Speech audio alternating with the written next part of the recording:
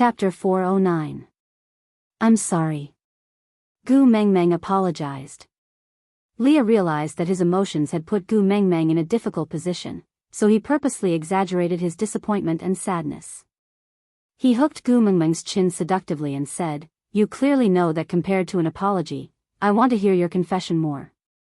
Why don't you call me Daddy Leah?" Sometimes, Gu Mengmeng really could not tell which words Leah said were real and which were fake. Seeing that he was fooling around again, she pushed his hand away and said, "It's useless if you don't talk nonsense. Didn't you say you will tell me what Cole will do next? Rambling on and on, why are you not focusing on the main point?" Leah twitched his lips and said, "You are quite interested in Cole, why? Do you really want him to be your beast pet and serve you together with me?" Gu Mengmeng's beautiful eyes widened and she said, "Swallow the word serve. If I hear it again, I will fall out with you." Leah nodded and said obediently, "All right, how about changing it to serve?" "How about serve?" Gu Mengmeng clenched her teeth and screamed in her heart, "Heavens, there is a fox spirit here. I wonder if he has passed the tribulation. Do you want to consider sending a bolt of lightning to strike him?" Leah cleared his throat and stopped joking before continuing, "The snow foxes are the followers of the messenger of the beast deity. In this tribe, serving the messenger of the beast deity is the most important duty.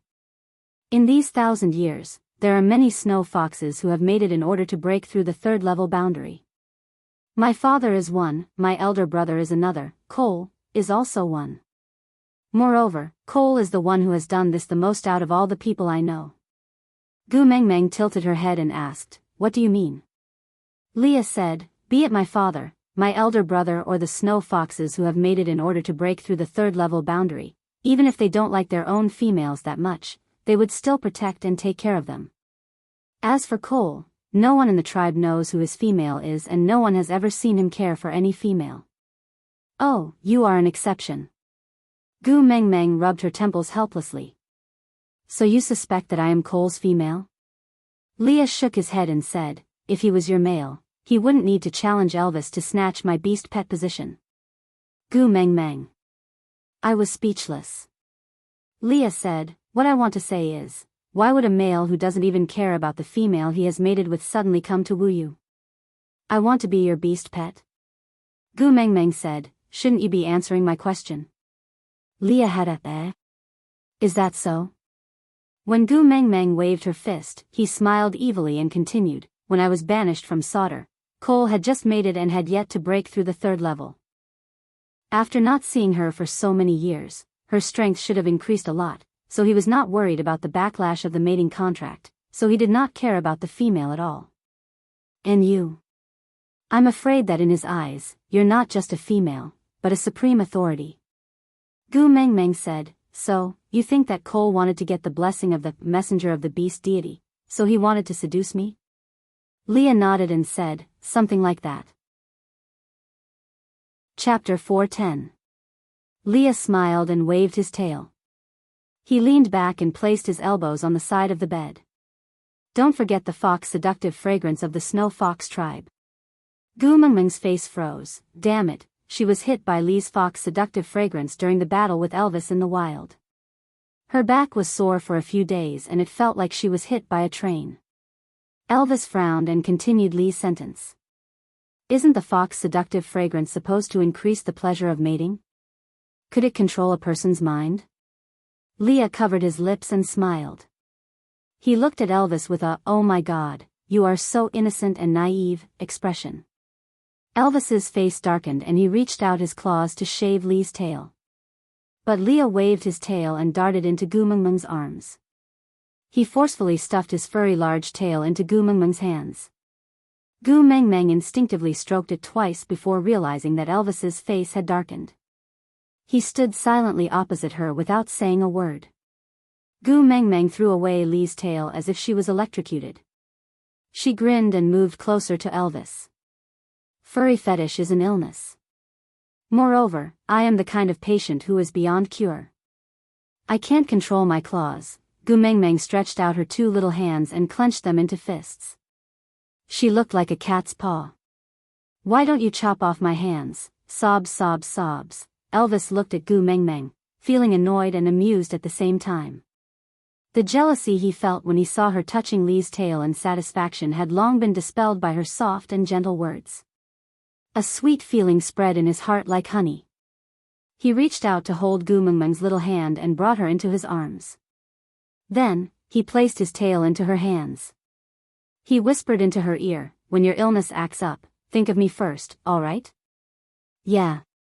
Gu Mengmeng hugged Elvis's large tail and nodded her head sweetly. She was also extremely satisfied. Leah looked at Elvis resentfully. "Where is your dignity as a wolf? How can you sell your body like others?" Elvis raised his brows. "Talking about dignity with my own female? Are you crazy or am I crazy?" Leah grumbled helplessly, "Even you have learned to fight for favor with me." Elvis ignored his little emotions and said, "You haven't answered my question.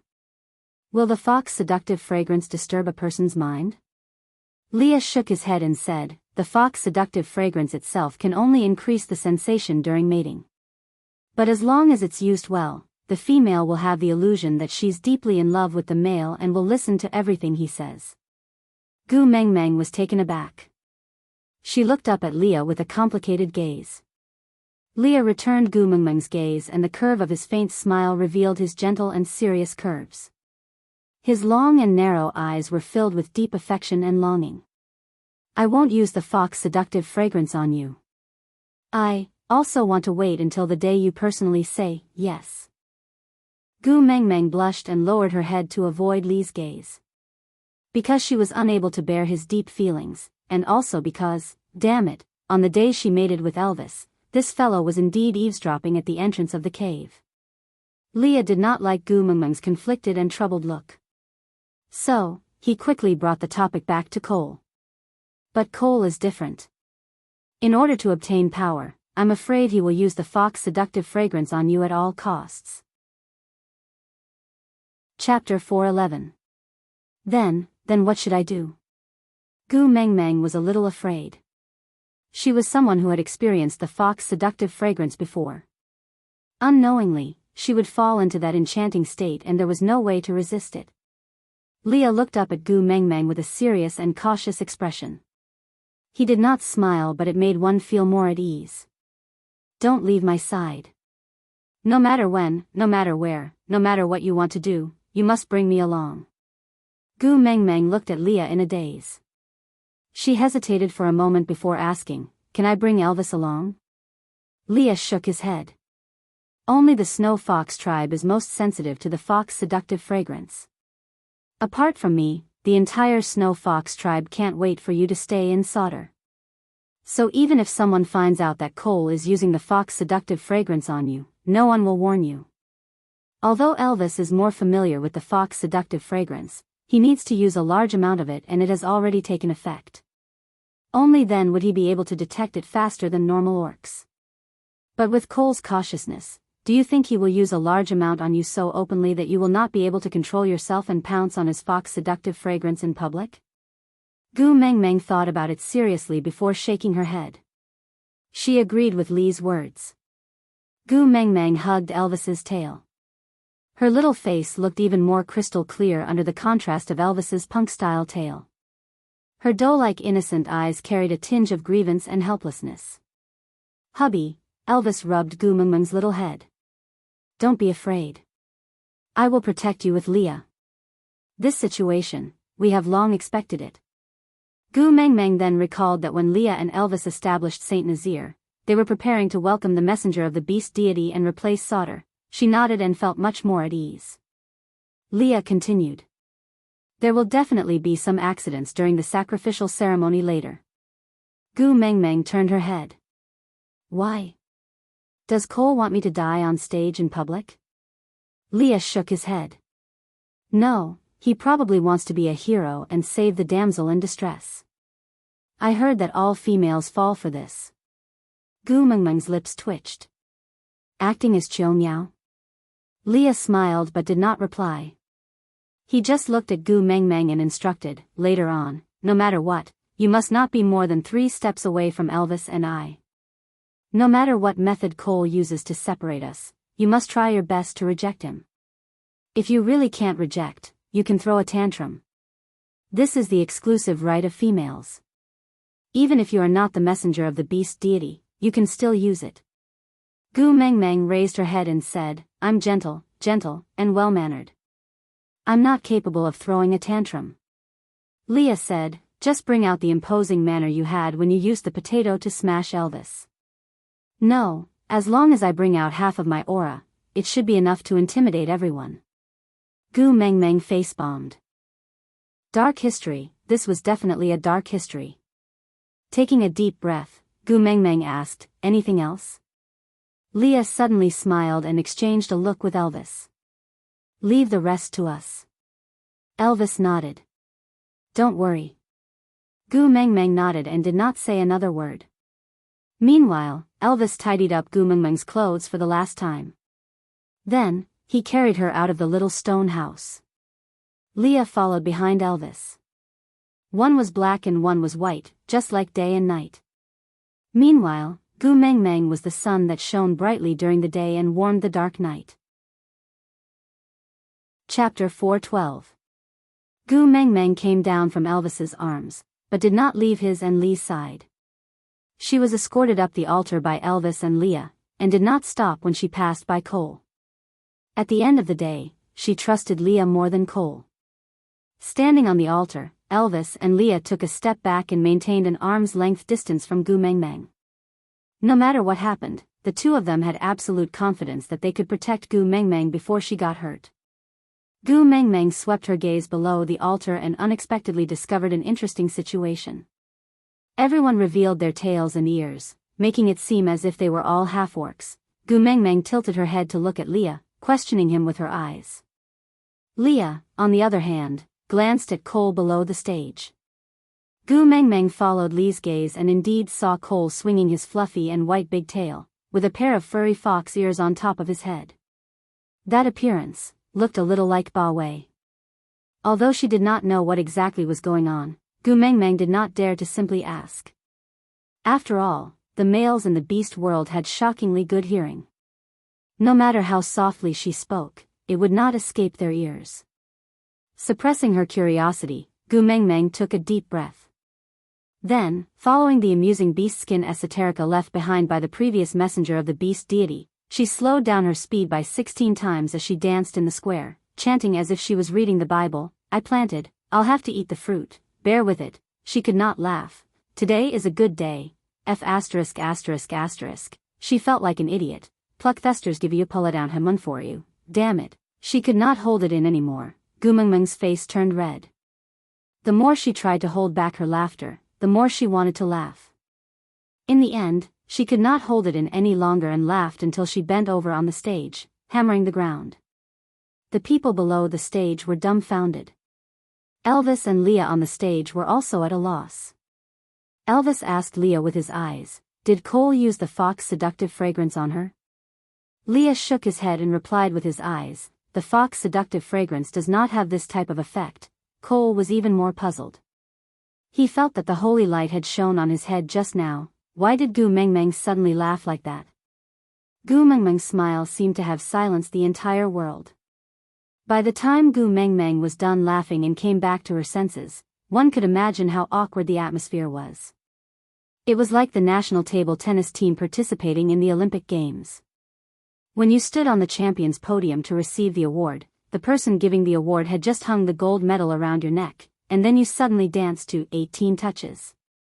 It was being broadcasted live on TV all over the world. That was King embarrassing. Background music, the most frightening thing, is the sudden silence in the air. Gu Mengmeng cleared her throat and stood up. Pretending to be calm, she said, then, my dad is the beast deity, you all know that, huh? Boom, there was an uproar below the stage. Even Cole was shocked speechless.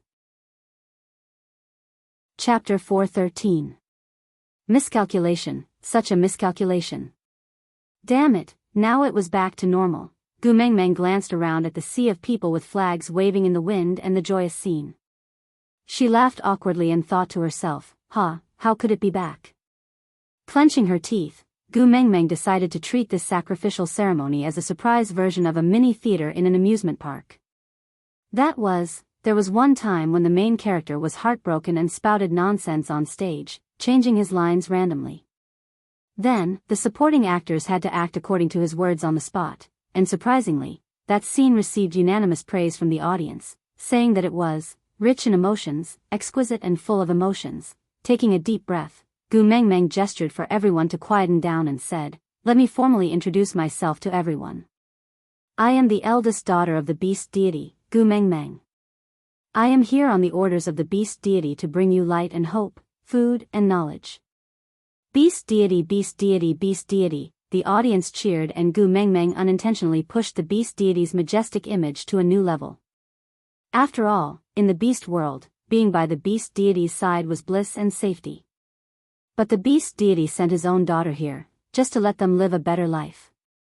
So touched. The beast deity was indeed a majestic, sacred and inviolable existence. Gu Mengmeng suddenly understood a little.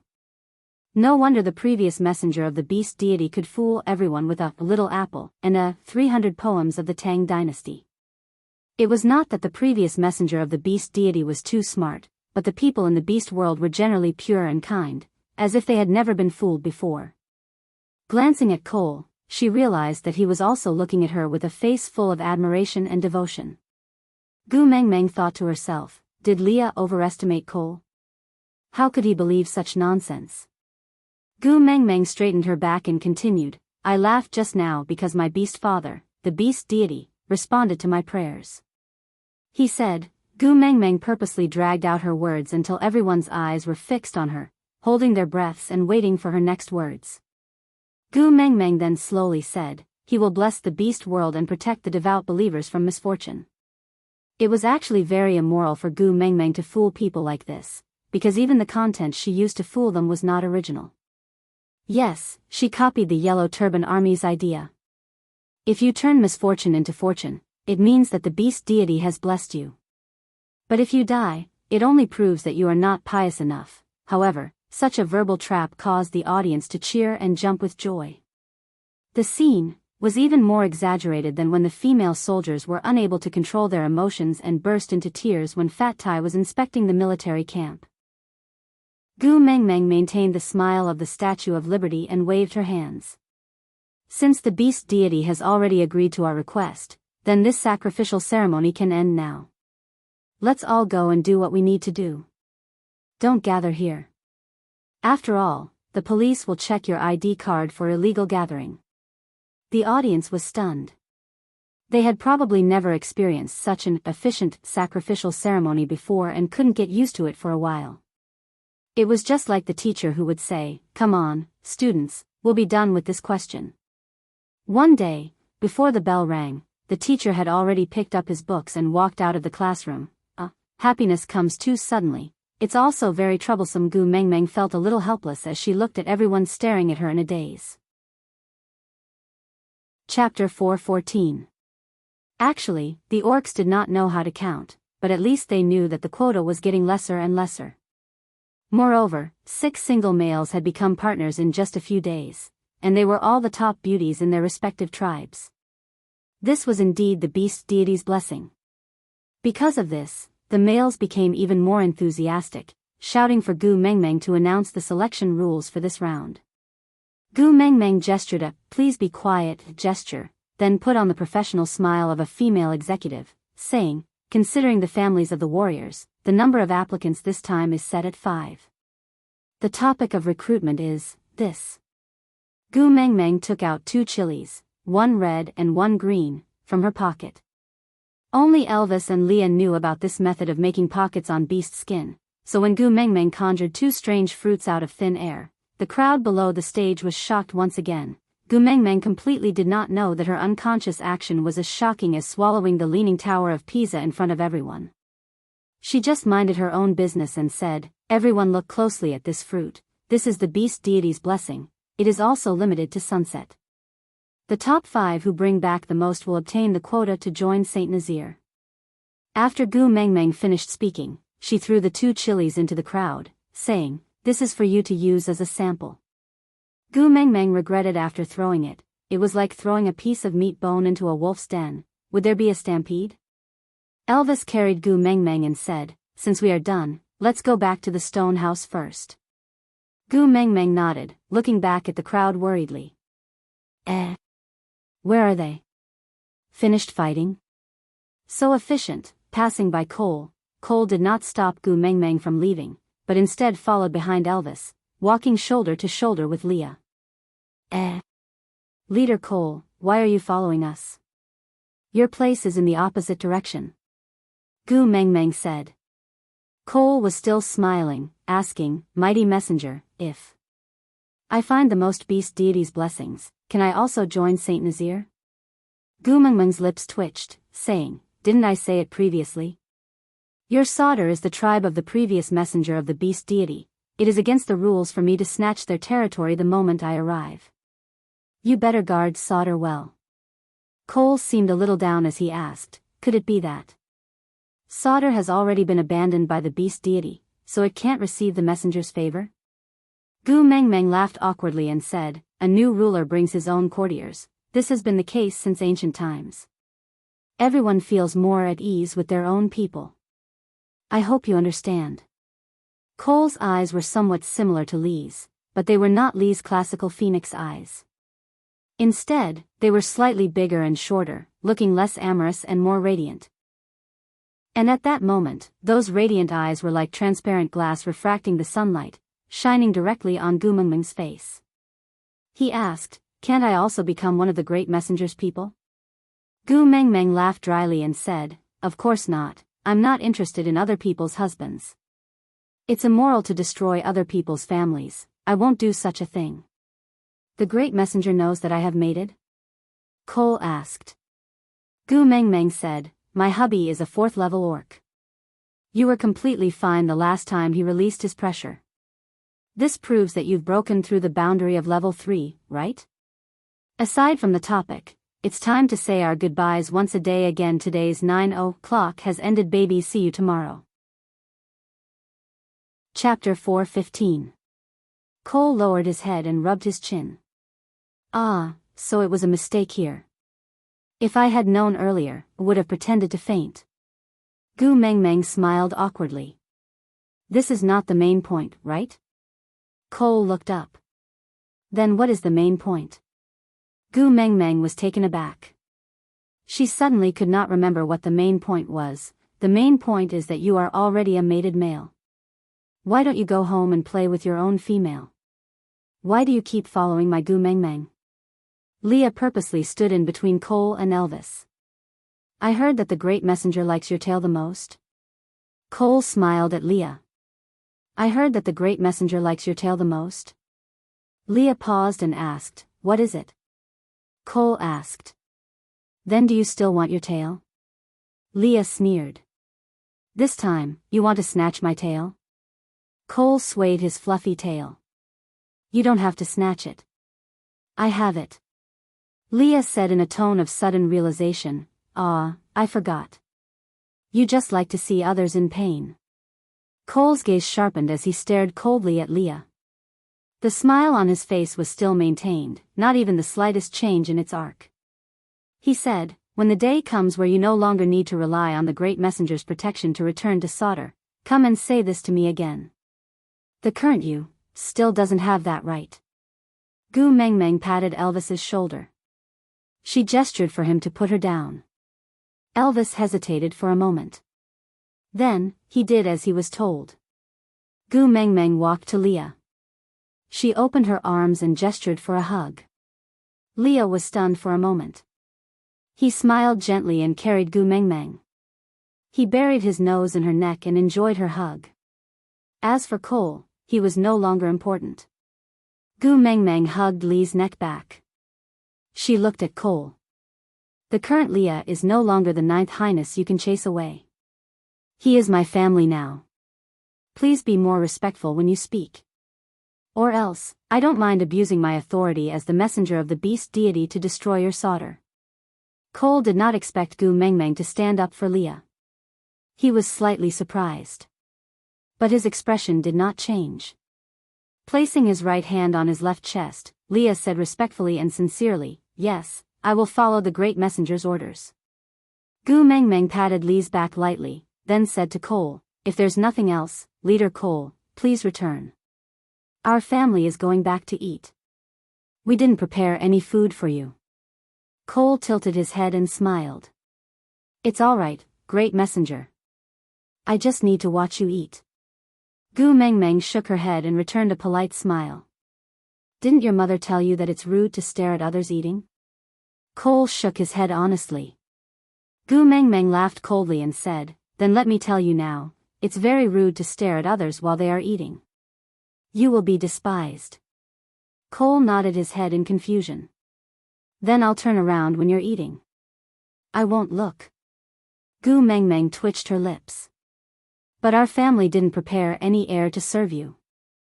Unless you start to stop breathing when you enter my house, it might not be convenient for our family to serve you. Leah tilted his head and leaned against Gu Mengmeng's neck. He looked at Cole through Gu Mengmeng's chin. He said coquettishly, Mengmeng, I don't like foxes other than me in our family. Aside from the topic, yesterday, I saw a reader's little darling asking about Cole. I was very touched, little darling who likes to read the text seriously. Chapter 4:16. Gu Mengmeng looked at Cole apologetically and said, you heard it, Leah has always been this awkward and can't tolerate a second vixen at home. So I'm sorry, don't go to my little stone house if there's nothing important in the future. Cole tilted his head and asked in confusion, is the great messenger siding with Leah? Gu Mengmeng nodded and admitted openly, yes, can't you tell? Cole nodded and said, I can tell, but I'm not sure, so I'm just asking. Cole remained silent for 2 seconds before continuing to ask, since the great messenger likes Leah so much, why don't you mate with him and instead let him stay in the position of a beast pet? This was Gu Mengmeng's weakness. Although her breakup with Leah was planned by Leah, she couldn't explain why, but she felt a sense of guilt. It was as if she was the one who betrayed them. Maybe it was because after the breakup, she had Elvis and was living a blissful life. But Leah had always been single for no reason, staying by her side as a beast pet to protect her. But now, what else could she give him in return? Relationships were the most vulnerable things in this world. Elvis took a step forward and blocked Cole's gaze, saying, who do you think you are? Why do we need to answer to you about our family's matters? Cole suddenly laughed. From his point of view, although there were only 3 people in Gu Mengmeng's family, but this family relationship was so messy and hard to understand. Beast pets were just playthings for females when they were excited. Females would not take it to heart even if they were ridiculed by others. But Gu Mengmeng was standing up for Leah. Although the first partner would not stop females from mating with other males, he would usually create obstacles in the dark and not let other males get close to his own female easily. This was especially true for males who were handsome and liked by females. They were even more guarded against them. For someone like Leah, he should be guarded to the death before mating. Someone had ridiculed his status as a beast pet. Shouldn't the first partner stand by and watch coldly? It would be best if Gu Mengmeng would say something to provoke Leah and make him leave disheartened. But this stupid wolf from Gu Mengmeng's family actually jumped out to help Leah? Elvis snorted coldly and ignored Cole's blank look. Just as he was about to turn around, Cole suddenly opened his mouth and said, I can be considered as that fox's second brother. With such an identity, can I ask about it? With a cold expression, Leah carried Gu Mengmeng and stood beside Elvis. He stood shoulder to shoulder with Gu Mengmeng, standing on either side of her. His long and narrow eyes were filled with coldness and composure. His voice was calm, without any anger or growl, just like a bowl of still water, without any ripples. He said, I remember that day when Sauter banished me, Leader Cole said it himself. From now on, Sauter will no longer have a 9th highness and you will no longer have a brother like me. What? Now that he saw Mengmeng treating me well, he wanted to come back and claim kinship. I'm sorry, in my family, there are only Mengmeng and Elvis, there's no so-called second brother. After Leah finished speaking, he turned around and left with Elvis without turning back to look at Cole. Gu Mengmeng could feel Lee's body trembling.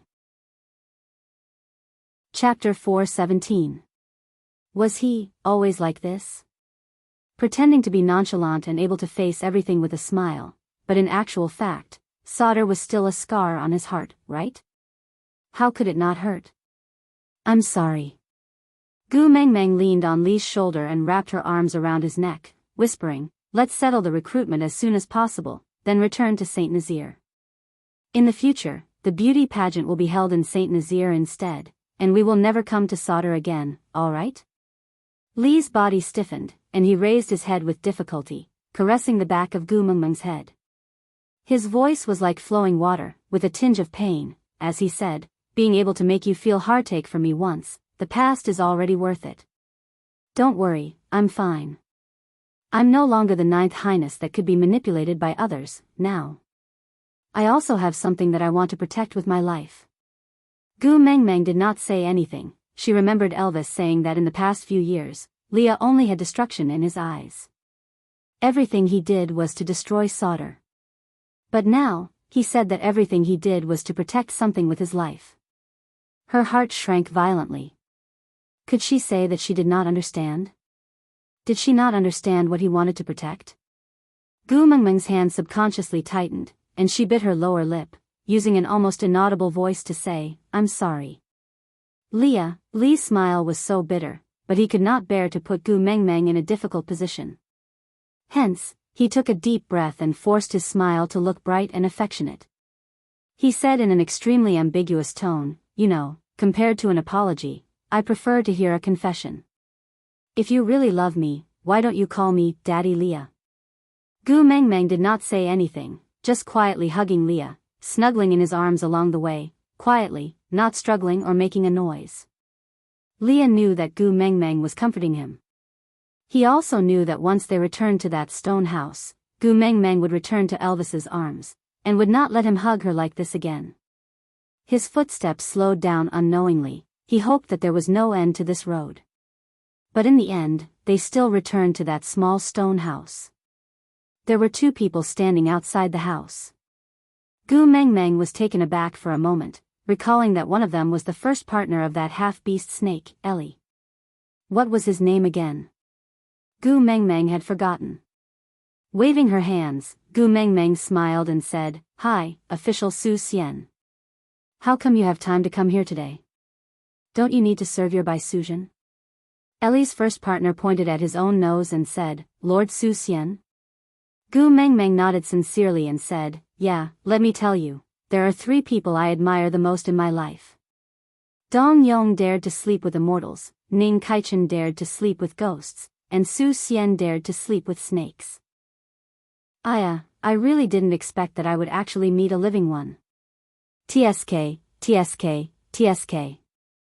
This is definitely something that I'll see in my lifetime. Leah knew that Gu Mengmeng's nonsense was a signal, indicating that he should let go. Placing Gu Mengmeng on the ground, Li's gaze was filled with unconcealable gentleness. He watched as the last strand of her hair slipped away from his fingertips, as her joyful back view leaped up and walked to Darch, patting his shoulder and smiling in a rather wretched manner. Leah could not help but smile too. Even though his arms were empty, Leah already felt very satisfied looking at her like this. Chapter 4:18. Although Darch did not understand what Gu Mengmeng was talking about, but the messenger of the beast deity's words would never be wrong. So Darch bowed and said, Thank you great messenger for bestowing me with a name. From today onwards, I will be called official Su Xian. Pfft, ha ha ha.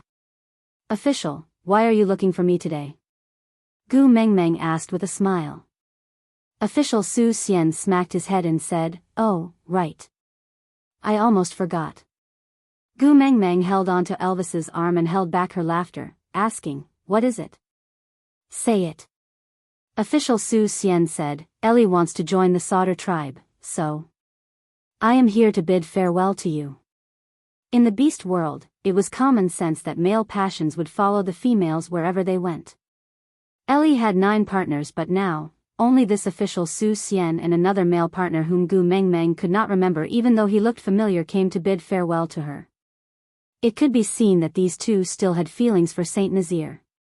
Gu Mengmeng kept her smile and nodded, saying, "All right, I understand. Although you will no longer be tribesmen of Saint Nazir in the future, don't forget that Saint Nazir used to be your home. Have you all remembered the method I taught everyone to store food before winter? Before winter this year, bring the males in your family to prepare more food, don't let the females eat you all up when they are hungry." Official Su Xian scratched his head and gave an embarrassed smile, saying, "You don't blame us for leaving Saint Nazir?" Gu Mengmeng said, "I'd rather tear down 10 temples than ruin a marriage. I can't possibly force you to give up your own happiness and stay in Saint Nazir as bachelors for the rest of your lives." Official Su Xian hesitated for a moment and asked, "Can I really use the method you taught me to store food for the winter?" "Don't worry, I will definitely not teach it to others." Gu Mengmeng nodded and said, "Of course you can. It's up to you whether you want to teach it to others or not. Since I told you all, I have no intention of hiding it." Official Su Xian pursed his lips, as if he wanted to say something but was too embarrassed to do so. He hesitated for a long time, making Gu Mengmeng furious. He patted him on the chest and said, "You weren't like this in the past. If there's anything you want to say, just say it. You're like a sissy. If you continue to blabber like this, don't say that you know me when you go out in the future. I'll find it embarrassing." Official Su Xian's face turned even redder after being teased by Gu Mengmeng. He lowered his head like a child who had done something wrong and asked softly, "Then, will you still give us the salt to marinate the meat?" Gu Mengmeng thought for a while and said, "Salt is a resource of Saint Nazir. You are no longer a tribesman of Saint Nazir, so I naturally cannot provide salt to you for free. However, you can use prey of equivalent value to exchange with us. As for the exact method of exchange, I will go back and discuss with Elvis before telling you." Official Su Xian hurriedly nodded. As long as he was willing to exchange, it was good. After all, Gu Mengmeng was the messenger of the beast deity and all the males in the world would be proud to provide her with food. Moreover, with Elvis's hunting abilities, Gu Mengmeng would never lack food. So, her willingness to exchange was actually a form of taking care of him. This thought made Official Su Xian extremely grateful. He felt even more guilty for leaving Saint Nazir because of his mating. Hence, he promised again and again that he would not tell anyone about the secret of marinating the meat. Even if Ellie asked, he would not say anything. Gu Mengmeng really wanted to say, "Actually, it's fine even if you say it." Chapter 419. After Official Su Xian left, Gu Mengmeng and the other two returned to their temporary house. The three of them had a tacit understanding not to mention what Cole had said to him, and also did not ask Leah about the past where he was hurt again and again. Instead, they were discussing another matter regarding Cole. Gu Mengmeng said, "If Ellie was sent by Sauter to stay by my side, then her motive shouldn't be just to trick 9 males from Saint Nazir to mate with, right? Although she's a half-orc, but with her looks and tricks, there should be quite a number of males who are willing to mate with her." Leah said, "I also find it very strange, not only about Ellie wanting to join Sauter, but also the offering ceremony just now. Cole actually did not try to separate Elvis and I from you, nor did he create any chance for himself to perform, and even said some things that made you uncomfortable on the way back. This is really not his style." Elvis remained silent, he did not say a word and just frowned. Gu Mengmeng looked at Elvis and asked, "Hubby, what's wrong with you? Are you still upset because of Cole?" Elvis looked into Gu Mengmeng's eyes and nodded. Gu Mengmeng laid on Elvis's thighs obediently and looked up at his blue eyes, asking, "Is it because he said he wants to be my beast pet?" "Don't worry, I won't rear a beast pet." Elvis raised his eyebrows and glanced at Leah from the corner of his eyes, asking with a smile, "Why not? Most beast pets are obedient and know how to please you, unlike me who always do things that make you angry." Gu Mengmeng giggled and said, "Obedient and adorable males, I have already given birth to 4 of them. Huda and the other 3 are the ones who know how to please me the best in this world." Upon hearing that, Elvis's face darkened, he frowned and asked, "Miss them?"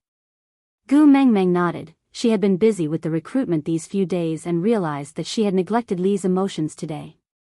The physical and mental fatigue made her want to retreat and return to that cave to hug her sons and give them a good rub. Gu Mengmeng touched Elvis's tail from time to time, saying, I wonder if they cried when I was not around? Did they eat properly? Did they miss me a lot? Elvis laughed coldly and said, Have you seen a wolf cry before? Gu Mengmeng was taken aback. She tried hard to recall, then shook her head. Elvis kissed Gu Mengmeng's forehead and said, Although I don't really like them, but they have inherited our powerful genes. If they want to die just because their mother beast is not around, then there's no need for such trash to exist. Gu Mengmeng glared at him and said, Who are you calling trash? You're the useless one. Your entire neighborhood is useless. Elvis sighed. You are throwing a tantrum at me because of them again. Gu Mengmeng pursed her lips, feeling rather guilty.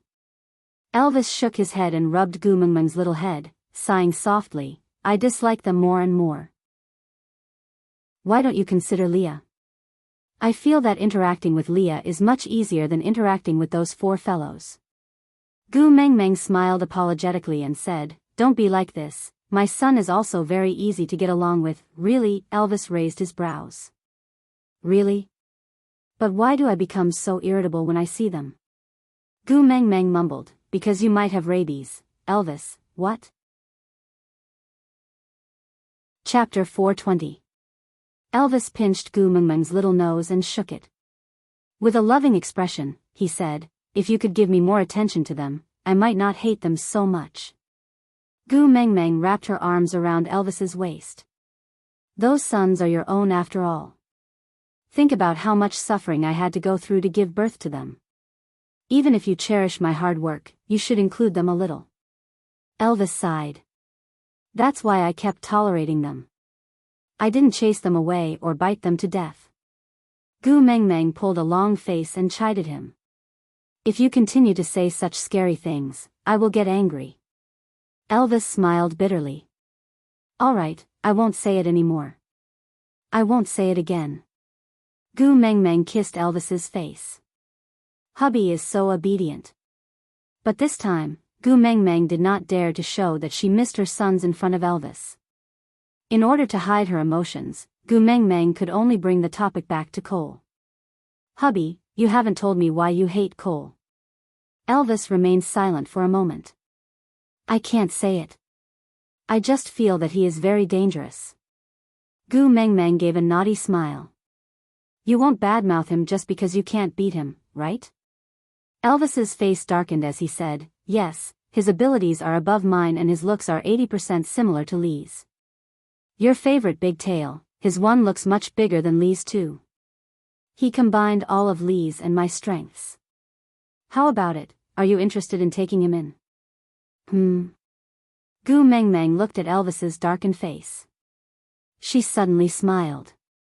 She held up Elvis's face and kissed him. Hubby, you look so cute when you are jealous. Elvis was a little dazed by Gu Mengmeng's kiss. But he felt sweetness in his heart. With a faint smile in his blue eyes, he held Gu Mengmeng's chin and brought it to his mouth. He kissed her deeply until her plump lips were slightly red and swollen from his kisses. Only then did he slowly let go of her. Using his thumb to caress her lips, he said, You like to see me jealous? Gu Mengmeng nodded. Her face was flushed red due to the lack of oxygen from the kiss, adding a touch of charm to her smile. You keep telling me to accept others as partners every day. I thought you didn't care about me anymore. But wasn't your jealousy a little too serious? Although it looked ferocious, I felt at ease. You finally care that there are other males around me. Moreover, you look so handsome when you're jealous. Elvis could not help but laugh out loud. He clearly remembered that whenever his face darkened in the past, even Leah would avoid him. He had heard many descriptions such as terrifying, cruel, bloodthirsty, brutal, and so on. But this was the first time someone had said that his darkened face was extremely handsome, with such a satisfied smile on his face. You're not afraid of me? Gu Mengmeng replied, Why should I be afraid of you? I remember back then, you were very afraid of me, as if you always felt that I was going to eat you up. Gu Mengmeng shrugged her shoulders shyly and used her elbow to hit Elvis's chest. She pouted coquettishly, Damn you, haven't I been eaten up by you long ago? Our son is already so big. Chapter 421. Gu Mengmeng smiled as she leaned into Elvis's arms. It's not that exaggerated. At least our Huda and his brothers won't become your love rivals. Elvis smiled coldly. You have to be especially wary of those 4 rascals. They are the ones who snatch my wife the most. Gu Mengmeng pounded Elvis's chest in a coquettish manner. A father should have the bearing of a father. Don't always compete with your own sons, all right? Elvis sighed. He felt helpless at how Gu Mengmeng always defended those 4 little ones. But the more she defended them, the more he felt they were a hindrance. The 3 of them discussed Ellie and Cole for a while. Their conclusion was that it was better for Ellie to stay in solder. It would save them trouble. During dinner time, Oriton carried a giant beast that looked like a rhinoceros to the outside of the stone house. He stood at the door and hesitated for a moment before calling out. Gu Mengmeng, are you there? Elvis stood at the door and blocked all the light. He frowned when he saw the giant beast Oriton was carrying. He asked coldly, what's the matter? Oriton looked at Elvis with a poker face. I'm here to deliver food to Gu Mengmeng. Elvis replied, my female, I will prepare my own food. You don't have to worry. Oriton replied, although you are Gu Mengmeng's first partner, you shouldn't be able to stop other males from courting her. Elvis laughed coldly. Then, he slowly released his pressure. He gradually increased the pressure. Oriton's forehead was covered in sweat as he watched the beast. Then, his knees buckled from the pressure and he knelt on the ground on one knee. The giant beast fell to the side. Oriton used his fist to support his body. However, his head was still held up high. Moreover, there was no expression on his face. He looked at Elvis with a poker face. There was no fear and no intention to retreat. Gu Mengmeng peeked her little head out from Elvis's waist. She wrapped her arms around Elvis's waist and said in a coquettish voice, why did you scare him for no reason? You even made Leah uncomfortable in the house. Elvis then retracted his pressure. He rubbed Gu Mengmeng's little head lovingly. Can I send someone flying when he comes to court you?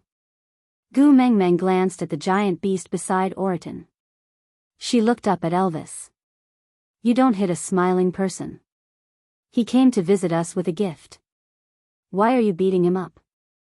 Isn't it just a free meal? Petty, as Gu Mengmeng said, she pinched Elvis's waist lightly before skipping to the front of the gigantic beast. She laid on the beast's face to look at its single horn. It looked a little like a rhinoceros, and a little like a hippopotamus, or a hippopotamus with rhinoceros horns. Anyway, it looked quite ugly, but that horn looked really good. Gu Mengmeng rubbed her hands together and looked at Oriton. You prepare your own ingredients and we will be in charge of processing them. Just treat it as sharing a meal and I won't accept your gift, all right? Oriton looked at Gu Mengmeng without any expression on his face. He opened his mouth slowly. His voice was flat. Can I stay for a meal too? Gu Mengmeng nodded. Of course. This prey is yours. Oriton shook his head. This prey is yours. Chapter 422. Elvis carried Gu Mengmeng and pointed at the horn that looked like a rhinoceros, asking, you like it? Gu Mengmeng nodded and did not say a word.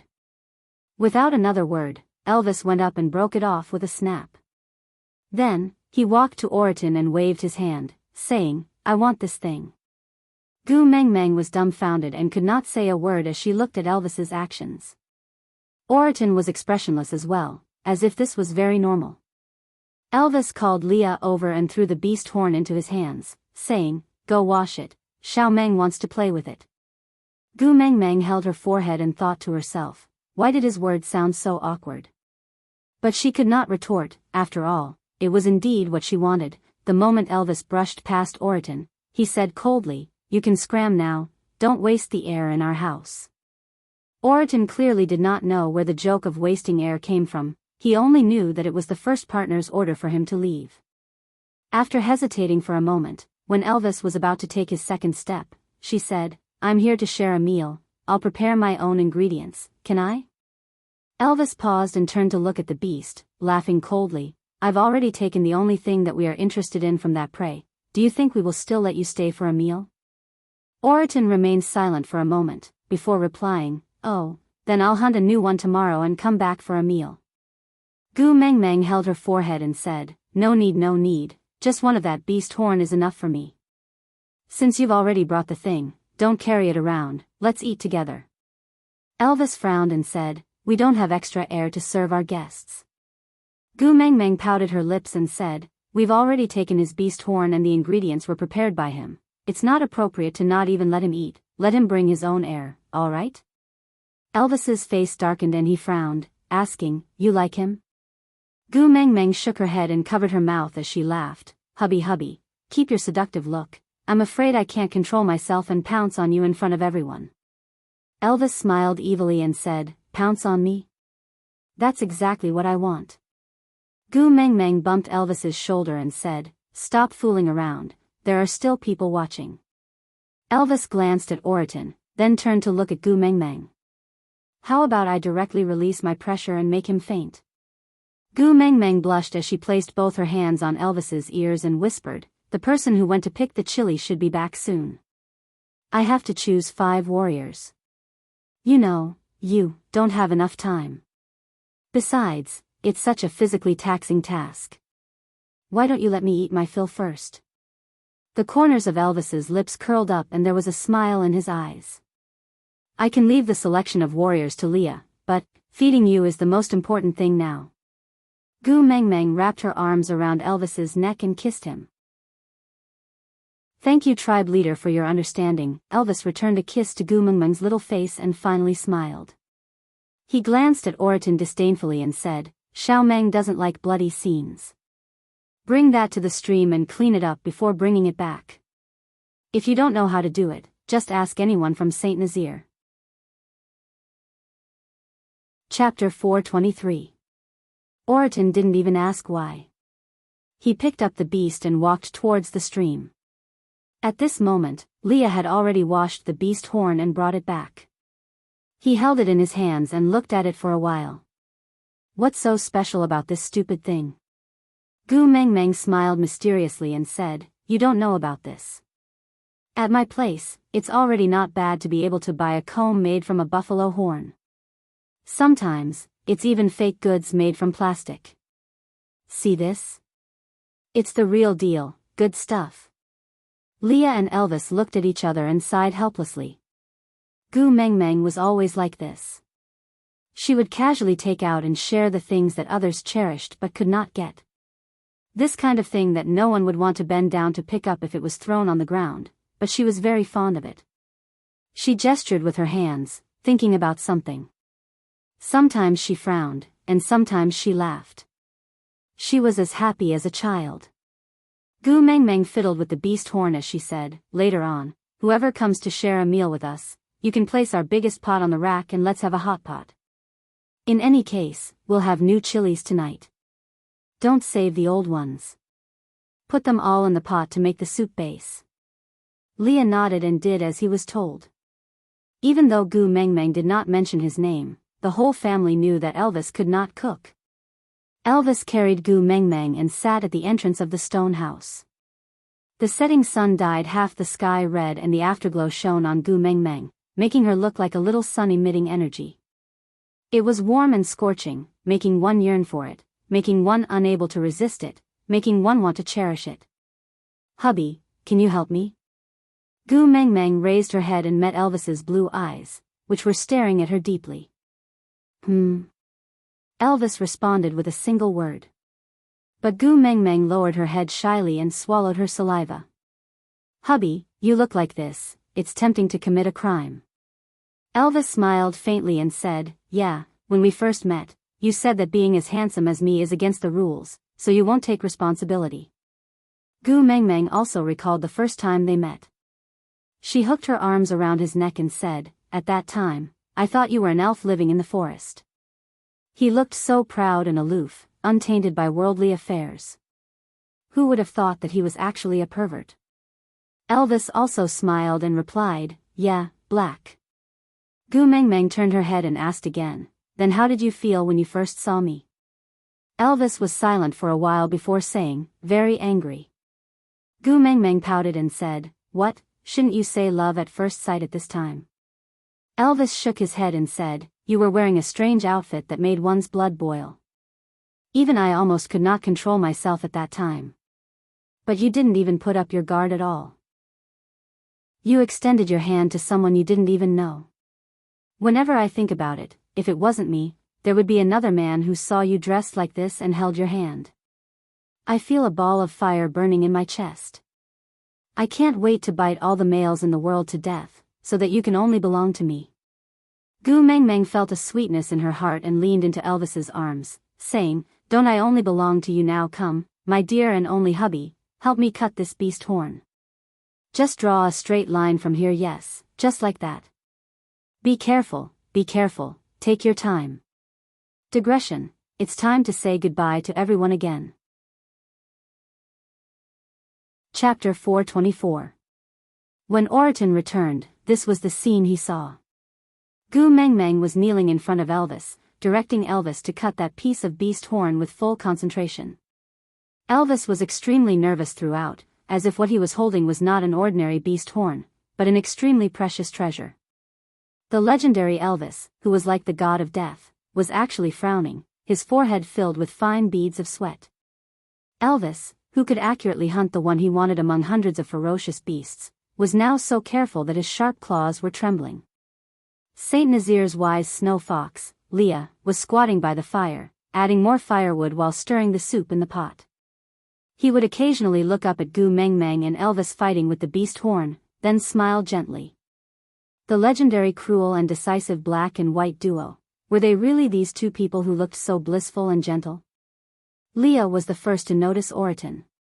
Seeing him standing there in a daze, he waved his hand and said, hey, we're sharing a meal. Bring the ingredients over quickly after washing them. Oh. Oriton responded, but his feet did not move. Could he, also walk into this blissful scene? Ah. Gu Mengmeng sighed, her little face collapsing into a bun. Elvis looked at the beast horn that had been broken into 8 pieces in his hands, panicking and not knowing what to do. He said, Xiao Meng, don't be sad. I'll hunt this kind of beast tomorrow and find a thicker and bigger one for you, alright? Gu Mengmeng's heart ached as she held on to those half-finished products. She nodded helplessly and said, that's the only way. What a pity, we've been working on it for half a day and we're so close to succeeding. Elvis could not bear to see Gu Mengmeng disappointed, so he hugged her in his arms and comforted her, be good, I'll do it with you tomorrow. With today's experience, we'll definitely succeed tomorrow. Trust me, alright? Gu Mengmeng nodded and replied, yeah, then let's eat first. I've been starving for half a day. Elvis turned around and looked at Oriton, who was still in a daze. He said unhappily, do you want to come over and eat with us? If you don't, I'll go prepare other prey. Oriton then regained his senses and walked quickly towards Gu Mengmeng. His heart was madly beating non-stop. It was as if he was hallucinating, that he was also a member of this family. No one cared about Oriton's inner thoughts. Leah automatically took the meat from Oriton's hands and frowned. Who taught you to handle it this way?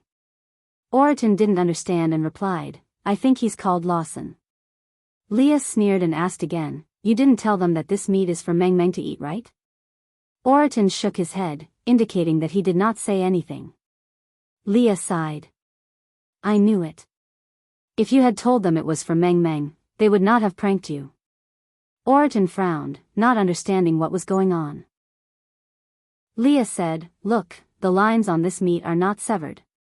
Females don't have fangs, so it will be very difficult for them to bite. That's why when we deal with our prey, we'll cut off the meat to make it easier for the female to chew. Oriton lowered his head in frustration and said, I'm sorry, I've never taken care of a female before, so I don't understand these things. Leah patted his shoulder and said, you're a member of Saint Nazir now and you're so powerful. As long as you're willing, there will definitely be good females willing to accept you. So, you have to learn all these and remember them. Otherwise, your female will not like you in the future. Aside from the topic, it was the last day of January. The monthly ticket would expire tomorrow. Chapter 425. My female. Huh. Oriton instinctively looked at Gu Mengmeng and Elvis, wondering if he would one day have a partner like Gu Mengmeng, who did not mind his background and was willing to act coquettishly in his arms. Even if it was just pointlessly cutting beast horns together, he could still smile so blissfully. Smile, Oriton purposely pulled the corners of his lips, wanting to show Elvis's expression, but the corners of his lips were too heavy, he could not pull them up no matter what. Leah was observing Oriton's every expression, smiling as he patted his shoulder. Are you envious? Oriton nodded. Leah, I'm envious too. Originally, she used to smile like this in my arms. Oriton glanced sideways, his eyes filled with a trace of sympathy. Leah returned a smile. Mengmeng did not abandon me, I was the one who made the foolish choice. So, I am already very satisfied to be able to stay by her side like this. Don't pity me, because I am not pitiful. Oriton nodded again. Actually, I am envious of you too. Leah curled his lips proudly, waving his large tail behind him. Of course you should be envious of me, because I am the happiest male in this world, other than Elvis. Oriton looked at Lee's tail in confusion, asking, you are clearly a fully evolved orc, why do you always pretend to be a half-orc? Leah looked at Oriton as if he was looking at an idiot, replying, of course it's because my Mengmeng likes my tail. Oriton thought for a moment, then asked again, then today, the people in Sauter suddenly started pretending to be half-orcs, wagging their tails and revealing their beast ears, all to please Gu Mengmeng?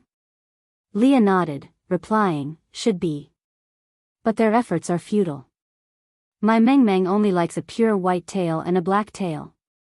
Oriton remained silent for a moment, before slowly transforming his own tail. A pure white tail and a black tail, wasn't that referring to his tail? Oriton did not say a word, only focusing on how Leah changed his knife to deal with the prey, then memorizing every detail. His eyes drifted to Gu Mengmeng from time to time, only to realize that her eyes seemed to only see Elvis. If Elvis could become Gu Mengmeng's first partner because he had a black tail. If Leah could become Gu Mengmeng's beast pet because he had a white tail. Then, since he had a black and white tail, did that mean he could become the third happiest male in the world? Leah sliced the meat and started placing it into the pot. Everyone was given a pair of chopsticks made of twigs and a small bowl. The water was boiling, just right. Leah had sliced the meat until it was as thin as a cicada's wing and it was cooked immediately. Gu Mengmeng, Elvis and Leah all started eating, but only Oriton was holding on to 2 pieces of wood, not knowing what to do. He imitated how Leah and Elvis held the chopsticks, but in his nervousness, he heard a cracking sound. The chopsticks broke. Gu Mengmeng looked up and smiled gently. It's all right, Elvis and Leah were the same when they first used chopsticks. You're just not used to it. As she spoke, Gu Mengmeng scooped a piece of meat from the pot with her chopsticks and placed it in Oriton's bowl. Is this your first time eating cooked food? Try it and see if it suits your taste. Chapter 426. Oriton's face flushed red instantly and his mouth felt like it was on fire.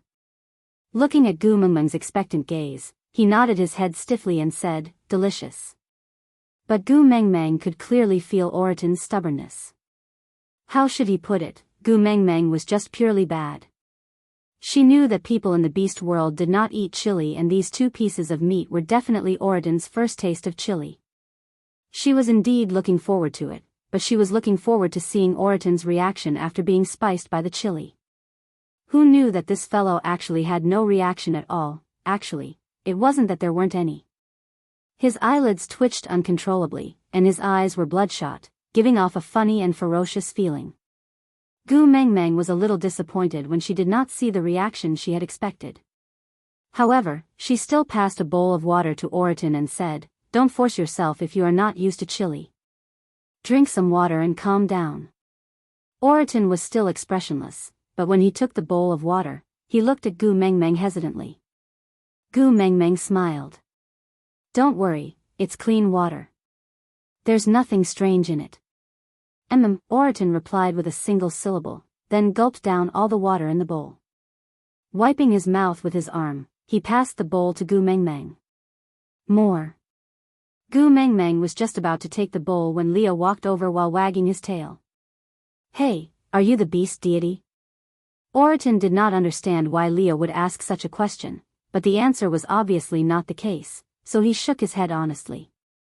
Leah hugged Gu Mengmeng's waist with one arm and took over the water bowl from her hand with the other.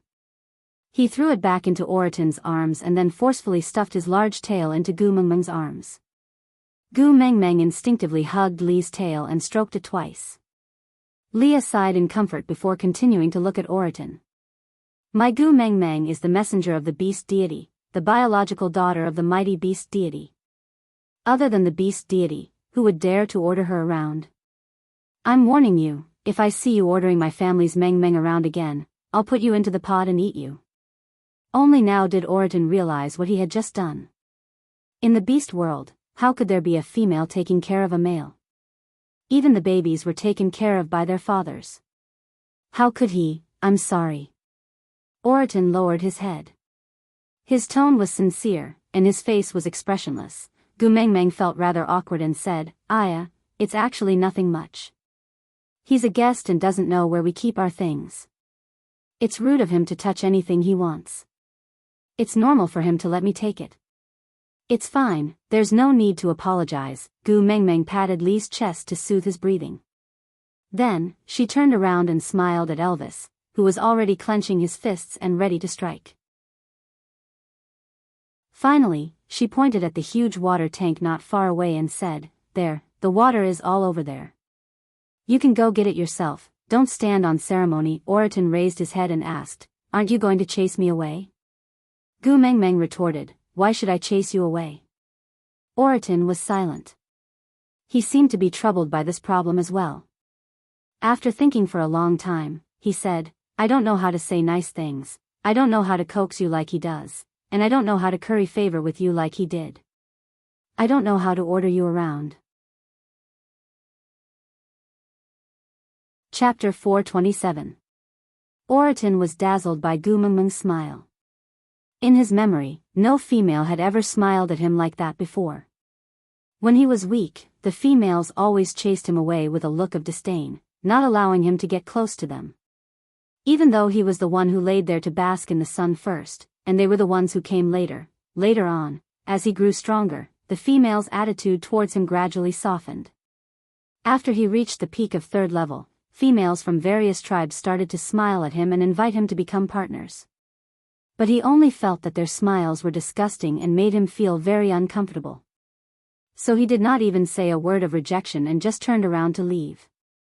Later on, he himself did not know why, but more and more females expressed their affection to him. It seemed that those who dared to confess were all the first beauties of each tribe. Or maybe, they were really beautiful. Oriton even started to doubt his own sexual orientation. If not, why did he only feel annoyed and disgusted when so many females, whom males flocked to, expressed their affection to him? But luckily, he realized that he was not only annoyed by females, but also by males. But even so, he still came to Sauter's beauty pageant every year. He did not want to become partners, nor did he want to join a tribe. He just came to meet someone. He did not know what the meaning of his actions were. Perhaps he just wanted to know that he was not an anomaly, that there was another person in this world who had almost the same experience and background as him, but had overcome all the obstacles and stood at the top of the world against the light. He started to imitate that person's behavior and way of doing things unconsciously. He thought that he would always be like this. But he did not expect the change to come so suddenly. One day, the ice on that person's body seemed to melt into water, nourishing his dried-up soul. His eyes were no longer cold and indifferent, his lips were no longer curled up with killing and bloodlust, his world was no longer only destruction and subversion. Oriton really wanted to know, how did such a person who was as cold as iron become like this? Looking up, Oriton stared at Gu Mengmeng's smile, as if he had the answer. Look again and I will gouge your eyes out. Leah bore a grudge against Oriton for calling him a despicable. With a sweep of his large tail, he swept Gu Mengmeng back into his arms and said, "Mengmeng, let's ignore him and go eat some meat." Gu Mengmeng laughed out loud and nestled in Elvis's arms, mocking Li's narrow-mindedness. Leah was not angry at all. Instead, he deliberately picked up a piece of meat and sent it to Gu Mengmeng's mouth in a despicable manner. Gu Mengmeng opened her mouth, but he took the meat away. Then, he raised his chin and said, "This is despicable." The three of them laughed heartily. Oriton sat where he was, holding an empty bowl and watching. It was as if he was watching a movie. The plot was very heartwarming, but he could not enter the scene. Gu Mengmeng realized that Oriton was in a daze, so she smiled and called out to him, "If you are not used to eating chili, go and fill a bowl of water. Wash the cooked meat in it before eating, then it will not be so spicy." However, Oriton did not do so. Instead, he rigidly picked up a few large pieces of meat with his chopsticks and stuffed them into his mouth. His mouth was blistered from the heat, but he chewed and swallowed as if he didn't know the pain. Gu Mengmeng smiled helplessly. "It's just eating hot pot, do you have to be so unafraid of death?" Chapter 428. After the four of them finished their dinner, the sky had already darkened. Elvis carried Gu Mengmeng and walked towards the deity altar. Leah stood less than a step behind Elvis, while Oriton stood slightly more than a step behind Leah. The three of them formed an A shape. And from the front, Elvis was carrying Gu Mengmeng in the middle, with Leah on the left and Oriton on the right. Even though it was their first time walking together, they had an inexplicable rapport and did not feel out of place. When they reached the deity altar, even Gu Mengmeng, who was basically deaf in the beast world, could hear everyone's whispers. Oriton has really become the guardian beast of the great messenger. No wonder so many females were rejected before. It turns out that he has high standards. What do you know? High standards also require strong abilities. Look, doesn't he look like Elvis from back then? You don't say, he really does look like him. Could it be that the great messenger likes this kind of coldness? Don't you think I look like Elvis when I don't smile? You? Do you think the great messenger is blind? That's true. I've been an adult for so long and I've only become a second-level beast. How can I catch the great messenger's eye? That's right, look at the perverts around the great messenger. Elvis's first partner, he leveled up immediately after mating. It seems like he's not far from the peak of 4th level, and leveling up to 5th level is just a matter of minutes. Beast pet Leah, known as the wisest man in the beast world. Saint Nazir was built from nothing to now under his planning, and no one dared to provoke them. And that newly joined Oriton, he's at the peak of 3rd level for a long time. As long as the great messenger is willing to mate with him, he'll be the second Elvis. TSK, I'd be happy even if I have to become a food reserve and never have the chance to mate with the great messenger. Pfft, even if you're happy, the great messenger isn't. Moreover, what's the use of being happy? Elvis, Leah or Oriton, which one can you beat? You can't even reach the threshold of a challenge, you only know how to daydream. Gu Mengmeng turned back to look at Oriton awkwardly, then at Leah and finally at Elvis's ear. She whispered in his ear in her softest voice, "What should we do?" Everyone seems to have misunderstood. He doesn't like females anyway. If there are no females pestering him to mate in the future, he should thank you for shielding him from trouble. Gu Mengmeng's expression froze. She stared at Elvis with widened eyes and repeated, "What? He doesn't like females?" Elvis nodded and said, "Among all the most beautiful females in the entire beast world, almost all of them have expressed their affection towards him. If he liked females, would he still be single now? I don't even know whose partner I became." Gu Mengmeng's Fujoshi heart started to burn fiercely. She looked at Oriton and Leah from behind Elvis's neck. TSK, what a feeling. Yaya, what a good match, isn't it? One was cheap and the other was cold. Oh my god, isn't this the perfect combination of a domineering facial paralysis attack and a wicked Sundara? Leah felt an inexplicable chill down his spine. He looked up and met Gu Mengmeng's secretly laughing eyes. Narrowing his eyes, he felt a sense of familiarity. Ah, it's still the same recipe and the same taste.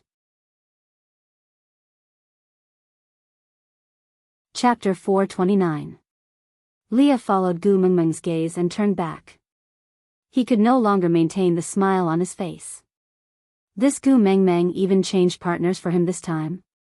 Clenching his teeth, Leah took a step forward and knocked Gu Mengmeng's little head. Don't let your imagination run wild. Gu Mengmeng blushed and muttered guiltily, how did I let my imagination run wild? I didn't think of anything. Leah raised his brows. You better not think of anything.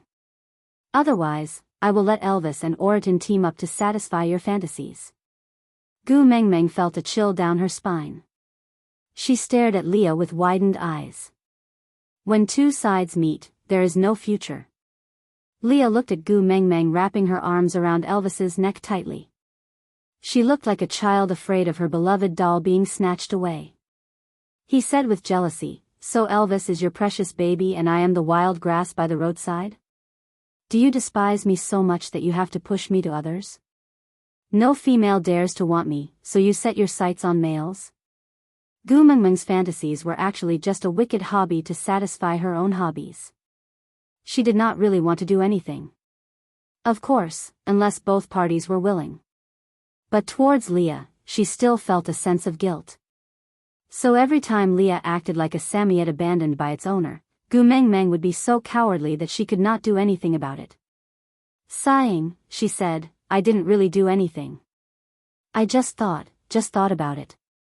Leah bit his lower lip and looked at Gu Mengmeng sadly. He hesitated and hesitated. Slowly, he opened his mouth to ask, if I am willing to cooperate, will you be happy? What? Gu Mengmeng was always the type of person who would become bolder the more cowardly she was. Once you played for real, she would immediately become a coward. Leah bit his lower lip. His eyes seemed to be clouded with humiliation. He forced a smile that made one's heart ache. It's all right. As long as you like it. I will do it. With that, Leah turned around and walked towards Oriton. His huge tail drooped and dragged on the ground. It was stained with dust and turned black, but Leah did not seem to notice. Gu Mengmeng was extremely nervous. She was just playful and wanted to satisfy her little fantasy. She did not really want Leah to tease Oriton. Leah, don't be rash. Gu Mengmeng reached out her Erkong hand and shouted. Leah stopped in his tracks and did not turn back. His voice was filled with sorrow and despair. Anyway, you don't like me anymore. It's worth it to use this body to make you happy one last time. Gu Mengmeng's hair stood on end. What the hell? The last time? Was he planning to make it last forever and pass it down forever? Don't, you. That. I won't think about it anymore. Calm down. Gu Mengmeng felt that she was speaking incoherently. However, Li's shoulders trembled, as if he was trying to hold back his sobs. He lifted one leg with difficulty and continued walking forward. Anyway. I'm just a person who's being despised. The fate of a beast pet is to please the female, as long as you're happy. Anyway, you don't like me, I like you. Gu Mengmeng's brain heated up and she blurted out. After saying that, she instinctively turned around to look at Elvis. She felt as if she was caught in the act. She wanted to explain, but she saw Leah turning around and looking at her with eyes brimming with tears. It was a feeling of survival in a desperate situation. He looked at Gu Mengmeng in a daze, as if he was not sure at all. Gu Mengmeng's explanation was stuck in her throat. She could not say it out loud. Aside from the topic.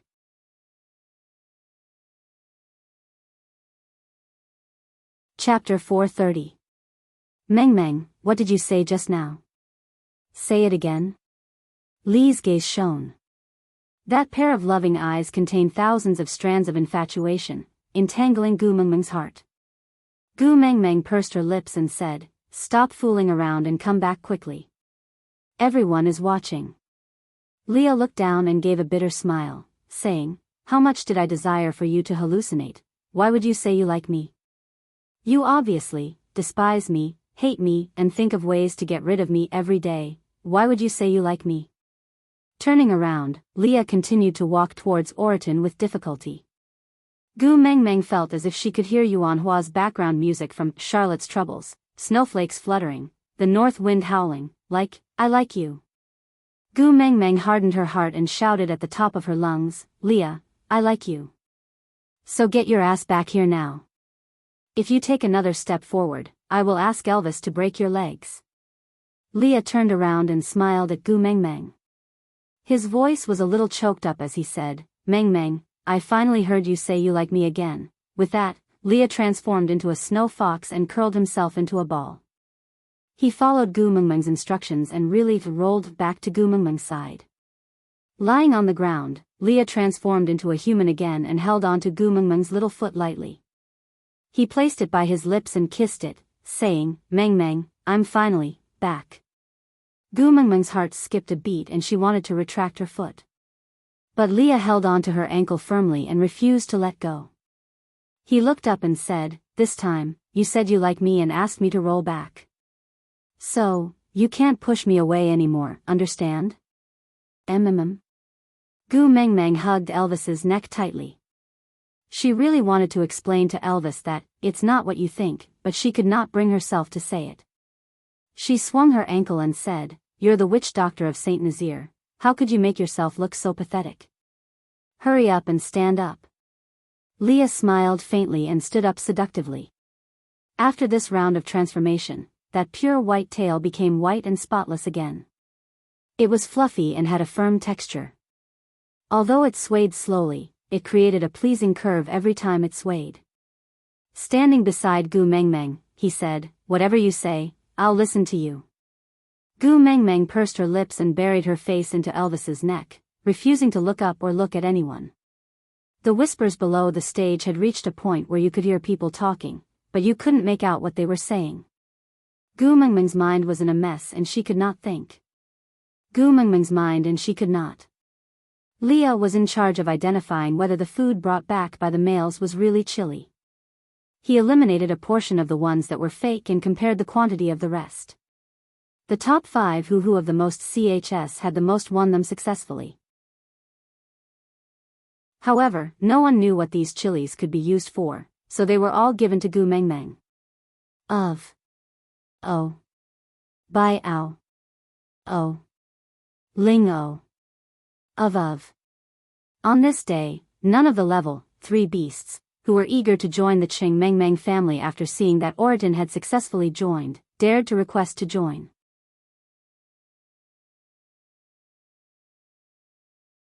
Chapter 431. After settling the official matters and returning to the small stone house, Elvis placed Gu Mengmeng beside the bed. However, Gu Mengmeng wrapped her arms around Elvis's neck tightly and refused to let go. She did not speak nor look at him, just burying her head and hugging onto Elvis's neck tightly. Elvis sighed and said, I'm not angry, don't worry. Gu Mengmeng looked up with a face full of tears and sobbed, how can I not be angry?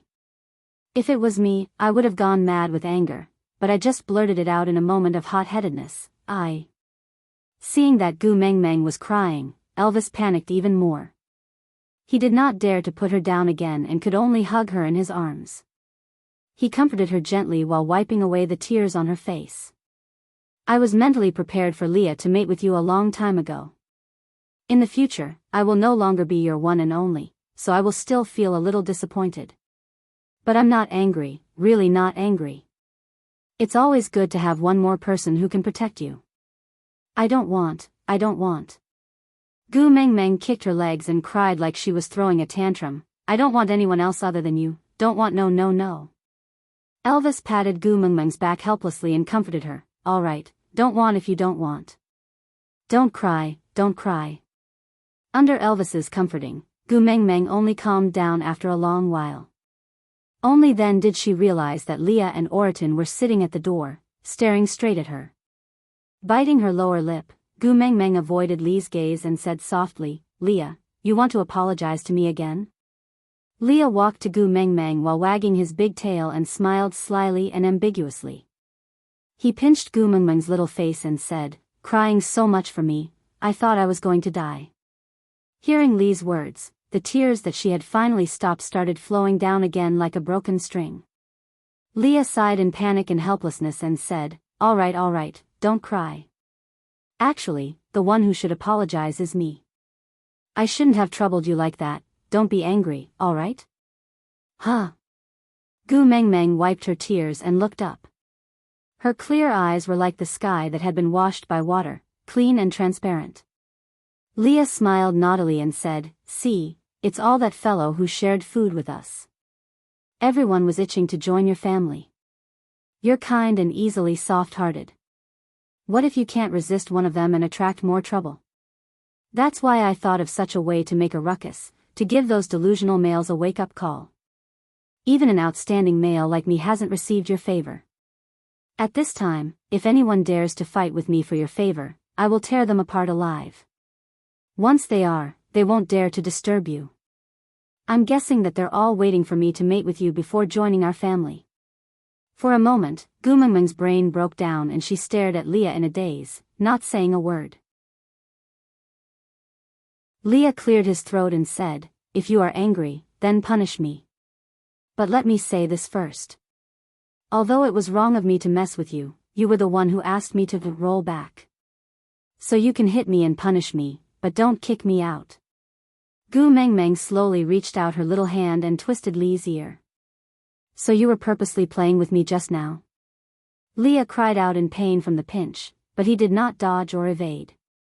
He just let her pinch him as he begged for mercy and shouted in pain. Oriton stood at the door with a poker face. He really couldn't understand.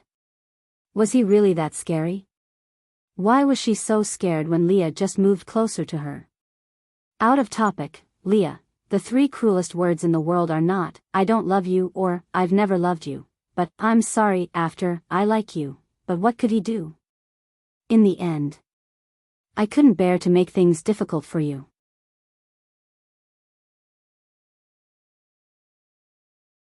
Chapter 432. Leah rubbed his ears and sat opposite Gu Mengmeng. He complained, when you like me, you ask me to scram back. When you get angry, you pinch my ears, sobs. Gu Mengmeng, you are so heartless. Gu Mengmeng straightened her neck and said, saying I like you is just a temporary measure. If not, wouldn't a good and innocent tiger like me be taken away by a bad fox like you? Leah looked at Gu Mengmeng in disdain and said, isn't it to match your bad taste? Gu Mengmeng placed her hands on her hips and shouted, I didn't. Leah smiled devilishly with a, I don't believe you expression. He covered his mouth and laughed, all right, if you say you didn't, then I didn't. Gu Mengmeng's face darkened. She looked up at Elvis and said, hubby, you have to believe me. I really didn't. Elvis's gaze was a little complicated. He looked at Leah and then at Gu Mengmeng and said, you have a criminal record. Gu Mengmeng almost bit off her own tongue. Heavens, please send a bolt of lightning to strike her to death. What was wrong with her back then? She actually confessed to Elvis that she suspected he and Leah were a couple, Xiao Meng. Elvis looked at Gu Mengmeng's red and swollen eyes and said, I will go boil some water and give you a good bath. Then, you can have a comfortable sleep. Gu Mengmeng nodded and then shook her head, saying, I don't want you to leave me. Even one step is fine. Elvis was helpless and said, then you can climb onto my back and I will carry you to boil water, alright? Yeah. Like an octopus, Gu Mengmeng climbed onto Elvis's back from his arms. She wrapped her arms around his neck and laid on his broad back, muttering softly, I won't let go of you even if I die, so don't even think of leaving me behind. Elvis was stunned and laughed, silly girl, why would I leave you behind? Gu Mengmeng did not say anything. She just bit her lower lip and clung onto Elvis's shoulder tightly, unwilling to let go. Elvis did not say anything and just went out to get water to start the fire. Leah very sensibly brought Oriton out of the stone house and into the night sky outside. He shook his tail and began to release his pressure. Oriton looked at him and asked, why do you say that? Leah turned his head and revealed a surprised smile at Oriton. Even you could tell? Oriton nodded. Oriton nodded and said, if you just want to prevent someone from confessing his love to Gu Mengmeng, killing them would be a simpler and more effective method. This move of yours is too roundabout and troublesome. It's not your and Elvis's usual style. Leah nodded approvingly. Not bad, your observation skills are quite good. Oriton did not understand and asked, why would you say that? Leah was silent. His smile was faint and somewhat sorrowful. After a long while, he slowly opened his mouth and said, Sauder is a place that makes me suffocate and she is the only oxygen in this world. If I don't hear her say that she likes me, I might not be able to hold on. Oriton more or less knew about Lee's banishment. Although it was not detailed, he could roughly understand it. Without any expression on his face, Oriton placed his hand stiffly on Lee's shoulder and patted it mechanically to comfort him. Leah glanced at him and smiled. If Gu Mengmeng saw this, her imagination would run wild again. Oriton did not understand and did not reply to Leah. He just looked at Leah and asked, but since she already said that she likes you, why don't you take the chance to mate with her? Aside from the topic, author, calculating with my fingers, I'm going to have meat tomorrow. Meat on the first day of February. Su is a very conscientious author, isn't she? Come, verify the group number, 4927799273. After entering the group, privately message the administrator and provide a screenshot of the fan value. Those with more than 800 fans will be added into the VIP group by the administrator to wait for meet tomorrow. Tomorrow morning at 8:00, I will send breakfast to my babies on time.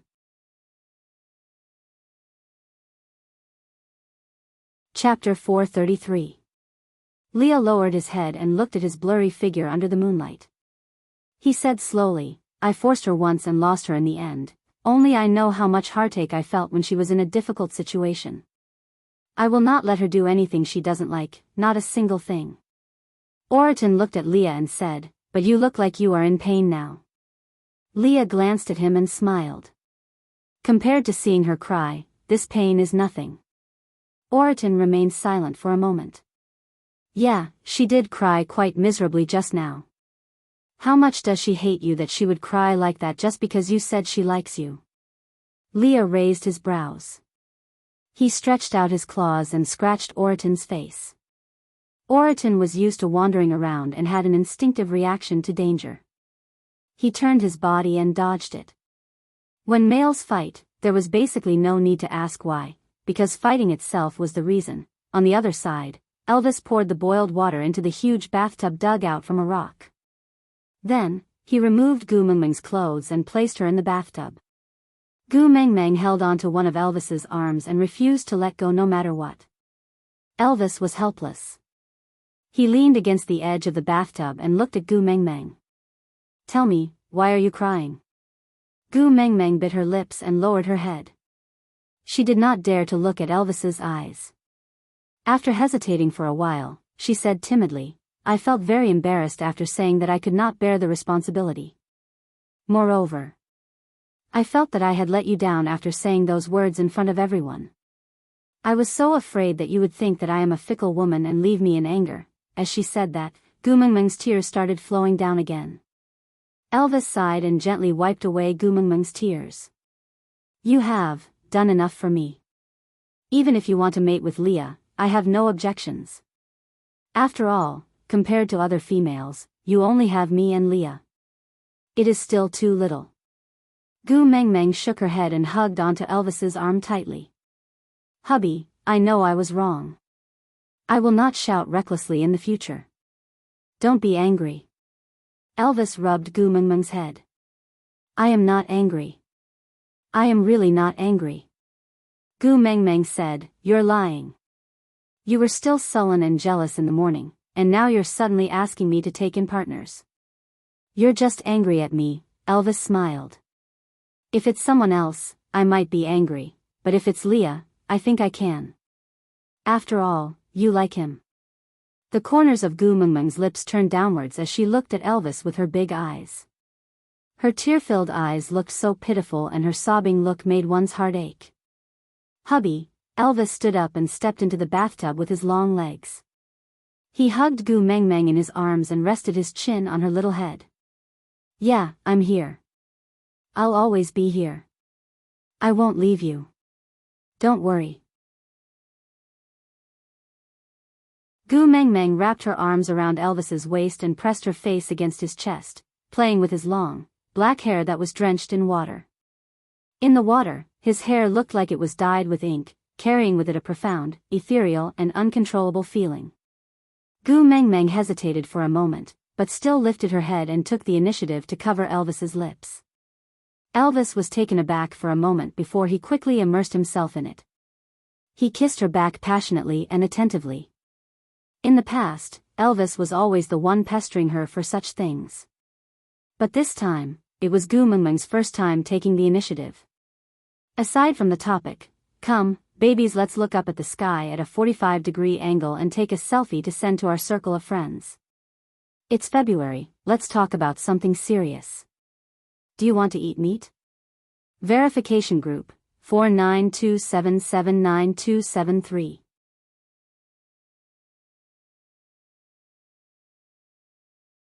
Chapter 434. Elvis cleaned up the mess gently and wrapped Gu Meng Meng up with a beast skin. Then, he made the fire in the fire pile burn even more fiercely before turning to leave the small stone house. Leah was already back, but he was squatting at the door. Elvis glanced at him and asked, "How did you end up like this?" Leah smiled and said, "Nothing, I just wanted to test Oriton's skills." Elvis sighed and sat down beside Leah. He did not look at him and just said to himself, "Why do you have to endure it if you are feeling unwell? If you say it out, Xiao Meng might. Don't drag her into this, the less she knows, the better it is for her." Leah interrupted Elvis and said, "I want her to change her mind and like me, not pity me." Elvis remained silent. He was in a dilemma. He hoped that Leah could be happy, but he also yearned for more time to enjoy Gu Meng Meng alone. Silence was the only response he could give now.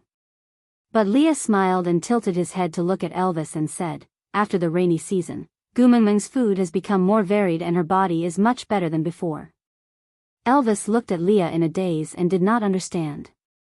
Leah smiled ambiguously and said, "She has been moaning for a longer period of time and louder than before.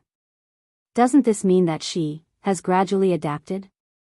Originally, mating was not a taboo topic in the beast world, but Gu Meng Meng was always too shy to mention it, and even Elvis felt a little shy.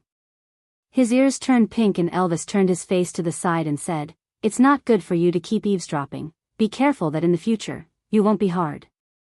Leah laughed and said, "If I am impotent for the rest of my life, won't you be the happiest?" Elvis blushed as if a veil had been lifted. He did not reply, but his ears turned even redder. Leah narrowed his eyes and said, "Did you realize that you are becoming more and more like Gu Meng Meng?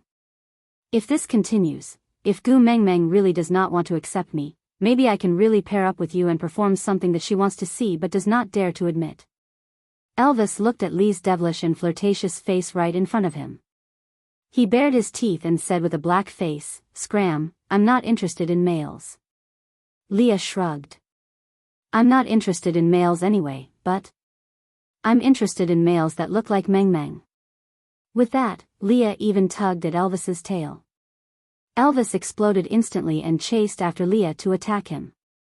Although Leah had just fought with Oriton, Elvis's exhaustion was no less than a fight. Moreover, they were not fighting with their lives on the line, so the two of them were evenly matched. In the end, he was so tired that he collapsed at the entrance of the stone house. He laughed and then fell asleep. The next morning, Gu Meng Meng felt that her throat was extremely dry, so she wanted to drink some water. In the end, she saw Elvis and Leah sleeping together as if they were filming The Golden Fans Family. TSK, they were just short of a field of sunflowers. Gu Meng Meng squatted on top of their heads and used a piece of fluffy grass to tickle Elvis's nose. Elvis gave a snort but did not wake up. Gu Meng Meng then went to play with Lee's ears. Lee's ears fluttered a few times and he fell into a deep sleep again.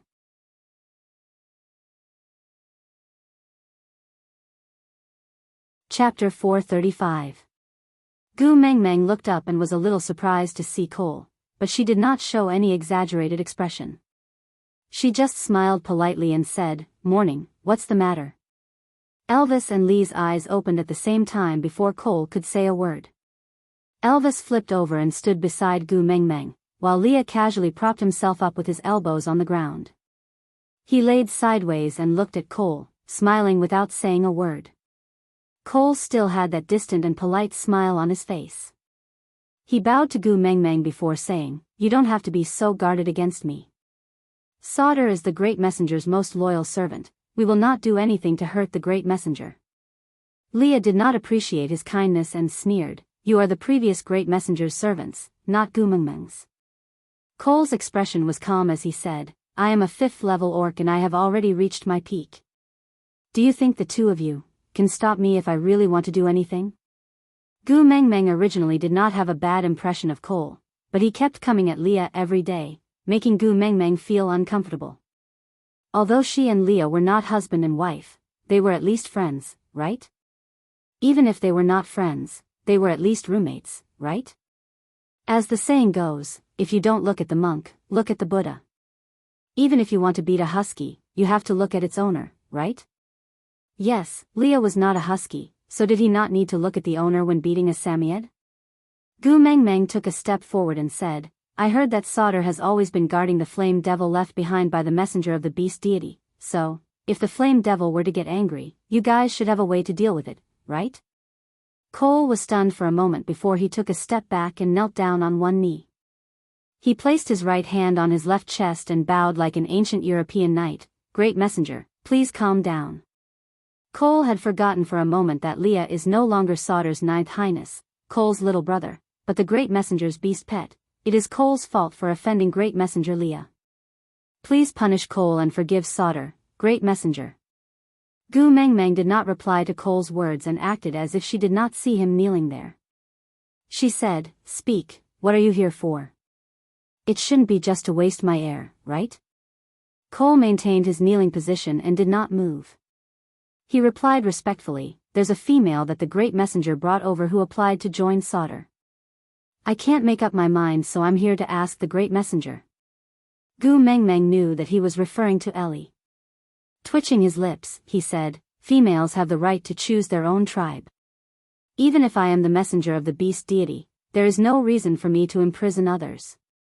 Think about it yourself. If you want to accept it, then accept it. If you don't, then don't. Don't ask me. I don't care." This. Cole seemed to be in a difficult position. Gu Mengmeng did not care about him.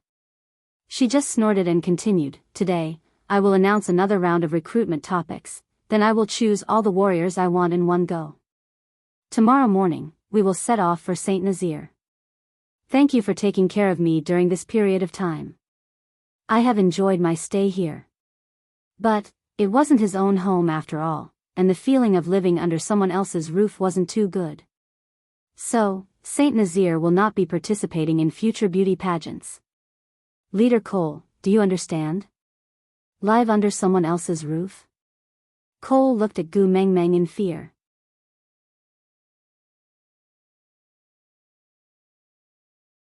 Chapter 436. Cole did not even dare to raise his head. His face, which was always smiling, showed a rare hint of panic. "It's all my fault. I did not know my limits and neglected Sir Leah. I beg for the Great Messenger's forgiveness. In the future, such a thing will never happen again." Gu Mengmeng nodded and said, "Indeed, such a thing will never happen again, because I will never come to Sauter again." Cole's gaze flickered and it was hard to understand. After a moment of silence, he said, "No matter where Mighty Messenger is, Sauter will always be your tribe. When you want to come, no matter where you are, we will go and welcome you. When you don't want to come, we will stay where we are and await Mighty Messenger's pity." Gu Mengmeng thought to herself, "Io, you still have two faces. I didn't see you talking so well when you were scolding our Leah." But thinking was just thinking and Gu Mengmeng did not say anything. She just snuggled back into Elvis's arms and turned her head, which meant that she did not want to talk to him. Elvis hugged Gu Meng Meng and said, "How much more air do you intend to waste in our house?" Cole did not get angry and just smiled and said, "Then that female." Leah stood up slowly and patted the dirt off his body. "Didn't Gu Meng Meng say that you can do as you see fit?" Cole clenched his fists and bowed to Leah. "Yes, mighty Leah." Leah was taken aback and gave a sarcastic smile. "This is the first time I've heard this form of address. It's so refreshing." Cole ignored Leah and just bowed to Gu Meng Meng again. "Then, I will take my leave first." Gu Meng Meng ignored him, but saw Oriton carrying a huge object and walking towards her. Gu Meng Meng waved her hands happily and shouted, "Oriton, are you here to share food again?" Oriton was taken aback. He wanted to laugh but did not know what to think. So this was the feeling of someone looking forward to your arrival? No wonder, even though he was not a member of Gu Meng Meng's family, he would subconsciously use the word "hui" in the process of coming to her side. Oriton and Cole brushed past each other. Their footsteps did not slow down at all, but at that moment, they still looked at each other with an inexplicable sense of hostility. Oriton placed the enormous object on the ground, then said, "The beast horn you wanted, I was afraid of breaking it, so I brought it back whole. Let Elvis break it off for you, I'll handle the meat after that. Let's eat hot pot today." Oriton still had a poker face when he spoke. He did not know when he had stopped using facial expressions to express his emotions. Whether he was happy or sad, it would not be reflected on his face. Gu Meng Meng laughed and patted Oriton's arm. "Hot pot is delicious, but you can't eat it every day. Let's eat something else today." Oriton savored these two words, as if it was the first time he had heard of them. Nodding his head, Oriton said, "I'm not picky, I eat everything." Gu Meng Meng asked, "Do you eat those bird eggs?" "Leah likes it very much but Elvis doesn't like it." Oriton thought about it and remained silent for a moment before saying, "I guess I like it." "Probably." Gu Meng Meng smiled and asked, "Don't you know whether you like it or not?" Oriton shook his head and said, "I've never eaten bird eggs before. I'm not sure."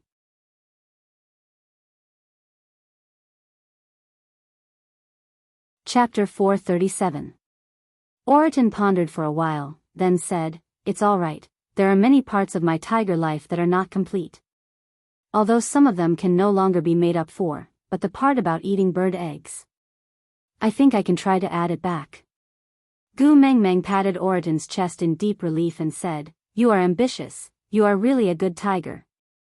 Oriton felt an inexplicable sense of mission and sincerely felt that eating bird eggs was a very solemn and sacred matter. Nodding his head, he said, "Then I will go find bird eggs." "What kind of bird eggs do you want?" Gu Meng Meng clapped her hands and said, "Young man, you still don't understand me. Why would we lack bird eggs at home? Leah would find a few fresh ones every day and store them. As for the manufacturer, let's not be too picky, because they basically all taste the same after being cooked." Oriton nodded his head as if he understood, then pointed at the giant beast and asked, "Then do you still want this horn?" "Yes, I have wanted a rhinoceros horn comb for a long time. Look at my hair, it's starting to get knotted. It's useless even if I wash it. I don't know how many of my hairs are broken after using wooden combs to comb them." Gu Meng Meng felt rather aggrieved when she thought of the wooden combs that Elvis had made for her. She originally thought that wooden combs were pretty good, even a good one on Taobao would cost up to $100. This was definitely an antique-level comb, wouldn't it be priceless? Who would have thought that? The combs sold on Taobao were all soaked in oil, while she only had the fat from animal fats. There was no way she could soak the wooden combs. In the end, the wooden combs were dry and rough, and there were even many bristles after the water was depleted. Saying too much would just make me cry. Elvis's heart ached for his wife's grievance, and he especially could not bear to see her lifeless look. So without a second word, he went up and snapped off the beast horn. When he passed by Oriton, he waved the beast horn in his hand and said, "I want this thing." Oriton shook his head. Oriton was expressionless and did not react at all. Gu Mengmeng looked awkwardly at the scene that was almost the same as yesterday's scene. She smiled and patted Oriton, saying, "Don't take it to heart, my hubby is just like that, he doesn't know how to say pretty words. But the wolf's character is still very good." Elvis turned back and scooped up Gu Mengmeng's waist, pulling her back into his arms. He sneered at Oriton and said, "You don't have to explain, I just snatched his things. If you are not happy, just snatch it back." Gu Mengmeng spoke like a serious and earnest old-class monitor. "Hubby, snatching other people's things is not right." Elvis raised his eyebrows and said, "The fact that I can snatch his things proves that I am stronger than him. He can only blame himself for not being able to protect his own things. Seizing the land by force is the right thing to do, why is it wrong?" Gu Mengmeng was speechless for a moment. She blinked her eyes and choked out, "Then the person you snatched will be very upset." But Elvis smiled and turned to look at Oriton. "Hey, I heard that you are very sad." Oriton looked at Gu Mengmeng blankly, then slowly shook his head and said, "I'm not sad." Elvis pinched Gu Mengmeng's little face and smiled. "The males in the beast world will not be upset over being snatched. Because to us, being upset is the most useless emotion. We will only think of becoming stronger and snatch it back." Aside from the topic, author, Io, aren't you pretty arrogant? Do you think that you are a 4th level now and no one can control you now that your wings have grown? Elvis, yes. Author, don't admit it so easily. Elvis, the beast world's limit is 5th level. I am now at the peak of 4th level. Those who are stronger than me can be counted with one's fingers. Author, counted with one's fingers, this proves that there are still some. Elvis, for Xiao Meng, no one can be stronger than me. Author, you can be smug all you want. Let's see if you will cry when someone stronger than you appears one day. Remember what you said when you snatched Oriton's things today. Let's see if you will be slapped in the face in the future." Elvis laughed coldly. "If not for the fact that your fingers are holding on to Xiao Meng's life, I will tear you into pieces just because you dare to talk to me like this. Author, you unfilial son, I doted on you for nothing. Sobs, sobs, sobs, I want Leah to compete with you for your favor. I want to open a harem for Gu Mengmeng."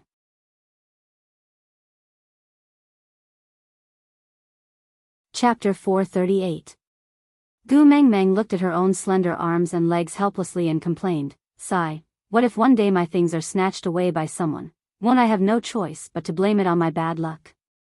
Elvis laughed coldly with a murderous look in his eyes and said, "I want to see who dares to snatch your things." Gu Mengmeng's heart warmed and she turned into a fangirl. She hugged Elvis's neck and kissed him with eyes full of admiration. Then, she said, "Hubby, you are so manly, so handsome, so handsome." Elvis was amused by Gu Mengmeng and threw the beast horn to Leah. Then, he carried Gu Mengmeng and sat further away from the fire to prevent her from being roasted by the heat. Leah took over the beast horn, then used a big bowl to scoop some water and began to clear it. Oriton, on the other hand, carried the huge beast and walked out to handle the prey. The rapport between the 3 males did not require any words, not even a look. Gu Mengmeng shook her head and smiled. "If the harem of the ancient emperors were as harmonious as yours, the emperors would be so blessed." Elvis tilted his head and asked, "You want to be an emperor?" Gu Mengmeng shook her head and said, "I don't dare to think too much. Is it so easy to enjoy the bliss of having multiple partners? It might look like a harmonious atmosphere, but in reality, it's all about scheming and plotting against one another. It's so cruel and bloody. TSK, TSK, TSK, luckily I transmigrated here. If I transmigrated into a palace drama, sigh, I probably won't survive past 2 episodes." Elvis did not quite understand Gu Mengmeng's unit of calculation and what was the concept of 2 episodes. He could not explain it clearly, but he liked to see Gu Mengmeng beaming with joy.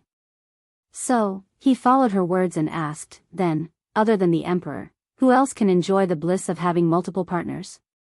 Gu Mengmeng pouted and said, "Actually, most men in the ancient times could have 3 wives and 4 concubines. Other than the royalty, the rich merchants also had groups of beautiful concubines.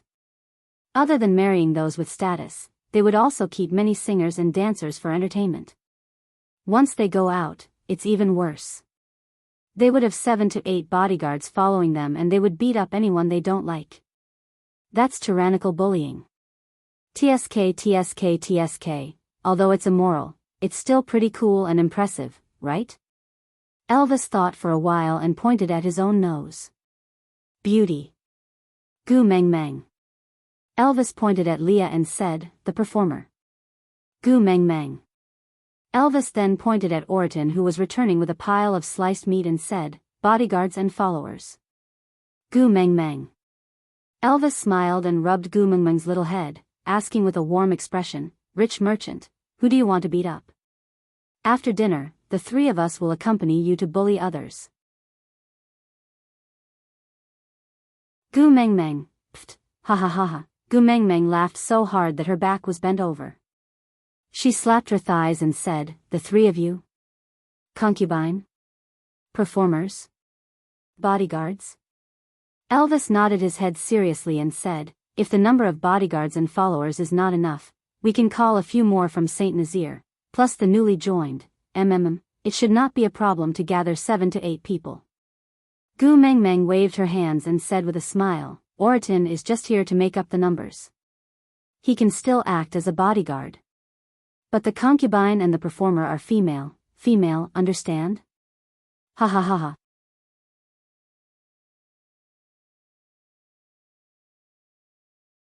Chapter 439. Gu Meng Meng nodded. Elvis said, how can a male have so many females? This is disloyalty, he should be sent to the platform of the deity's punishment.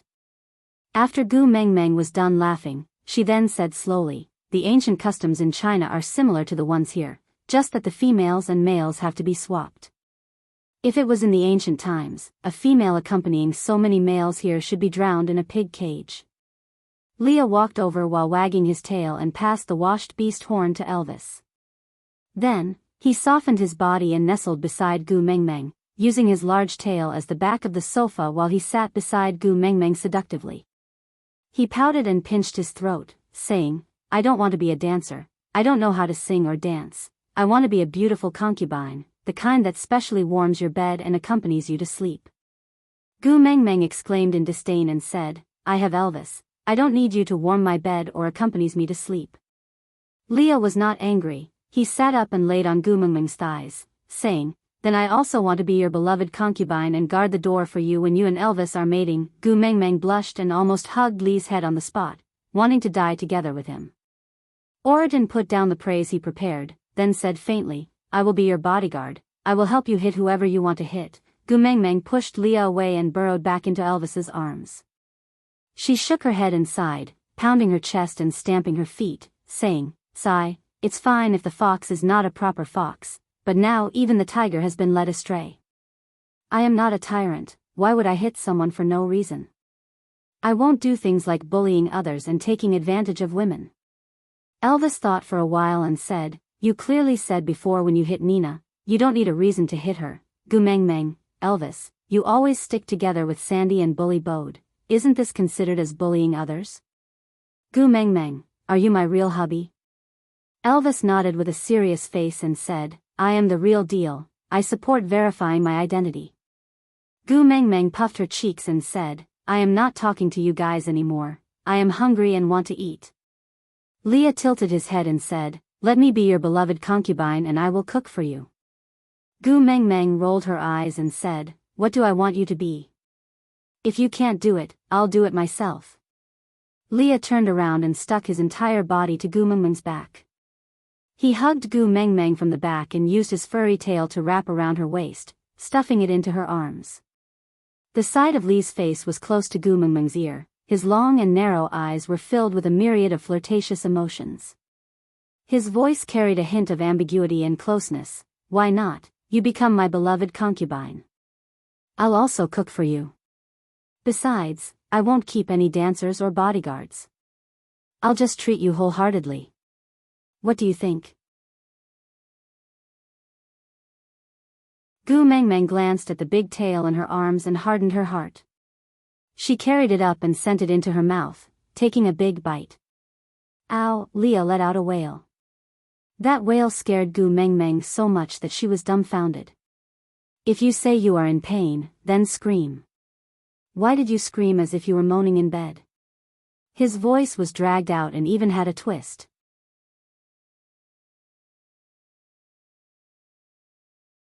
Chapter 440. Breakfast was very simple. Leah steamed egg custard and ordered Oriton to punch the meat into minced meat. Then, he squeezed the meat into meatballs and boiled them with water. He then added some small potatoes and cooked a pot of potato meatball soup. The main dish was stewed sweet potatoes, but there were only 2 sweet potatoes, one for Gu Mengmeng and the other for Leah. Elvis and Oriton did not eat this. Gu Mengmeng used a small bowl to give some egg custard to Oriton, letting him have a taste. This fellow did not let down his own race. He raised his head and poured the bowl of steaming egg custard into his mouth. It was so hot that his eyes were bloodshot, but his face was still expressionless and expressionless. Gu Mengmeng poured some water for Oriton and said, "Are you a tiger? Don't you know how to cool it down before eating? Sigh, you really can't stop talking. Let me tell you, my son is more experienced in eating than you. I really don't know how you survived in the past. Didn't you choke to death?" After Oriton drank the water, he felt much better. He heaved a sigh of relief and replied, "Yes, I am a tiger." Gu Mengmeng could not help laughing and patted Oriton's chest, saying, "I know, you are a tiger, you are really a tiger." Oriton nodded, expressing his agreement. After breakfast, the 3 males accompanied Gu Mengmeng to the deity altar again. This time, other than the males, there were also many females gathered. Gu Mengmeng tilted her head to look at Leah. Leah leaned close to her ear and said, "One of the 5 that were looking for chili previously mated with the same female as the one who won the previous hunt. So the females started to compete secretly to see who could get the most outstanding males among the winners." Gu Mengmeng's lips twitched. F***K, was stamp collecting also popular in the beast world? Shaking her head helplessly, she realized that the males did not think that there was anything wrong with the females' actions. Instead, they were even more passionate than before. That's right, it was always the males who racked their brains to choose females. When had they ever seen females pounce on them? Moreover, it was a collective pounce.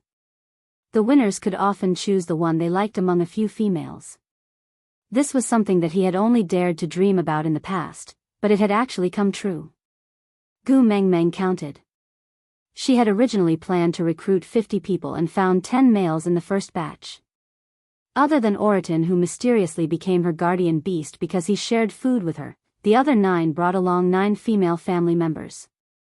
These 9 female family members also brought their own original partners. In fact, just the first batch of people added together was already more than enough. But Gu Mengmeng only counted the number of winners and the number of females. The people who followed them were not included. Miraculously, no one raised any objections. Only after a long time did Gu Mengmeng realize that they did not object because they could not count. So he had no idea how many people Gu Mengmeng was referring to. As long as he knew that there were still slots available, he could fight for them. Out of the 19 in the first batch and the 5 in the second finger, 3 of them already had partners. One of them had mated with the same female as one of the previous batch, and the last one had found a new partner. Therefore, the 2 groups added up to a total of 28 people. So in this batch, Gu Mengmeng had 22 spots. You're tuning into the Romantic Tales YouTube channel. Don't forget to subscribe and join us on this journey to catch the most captivating stories.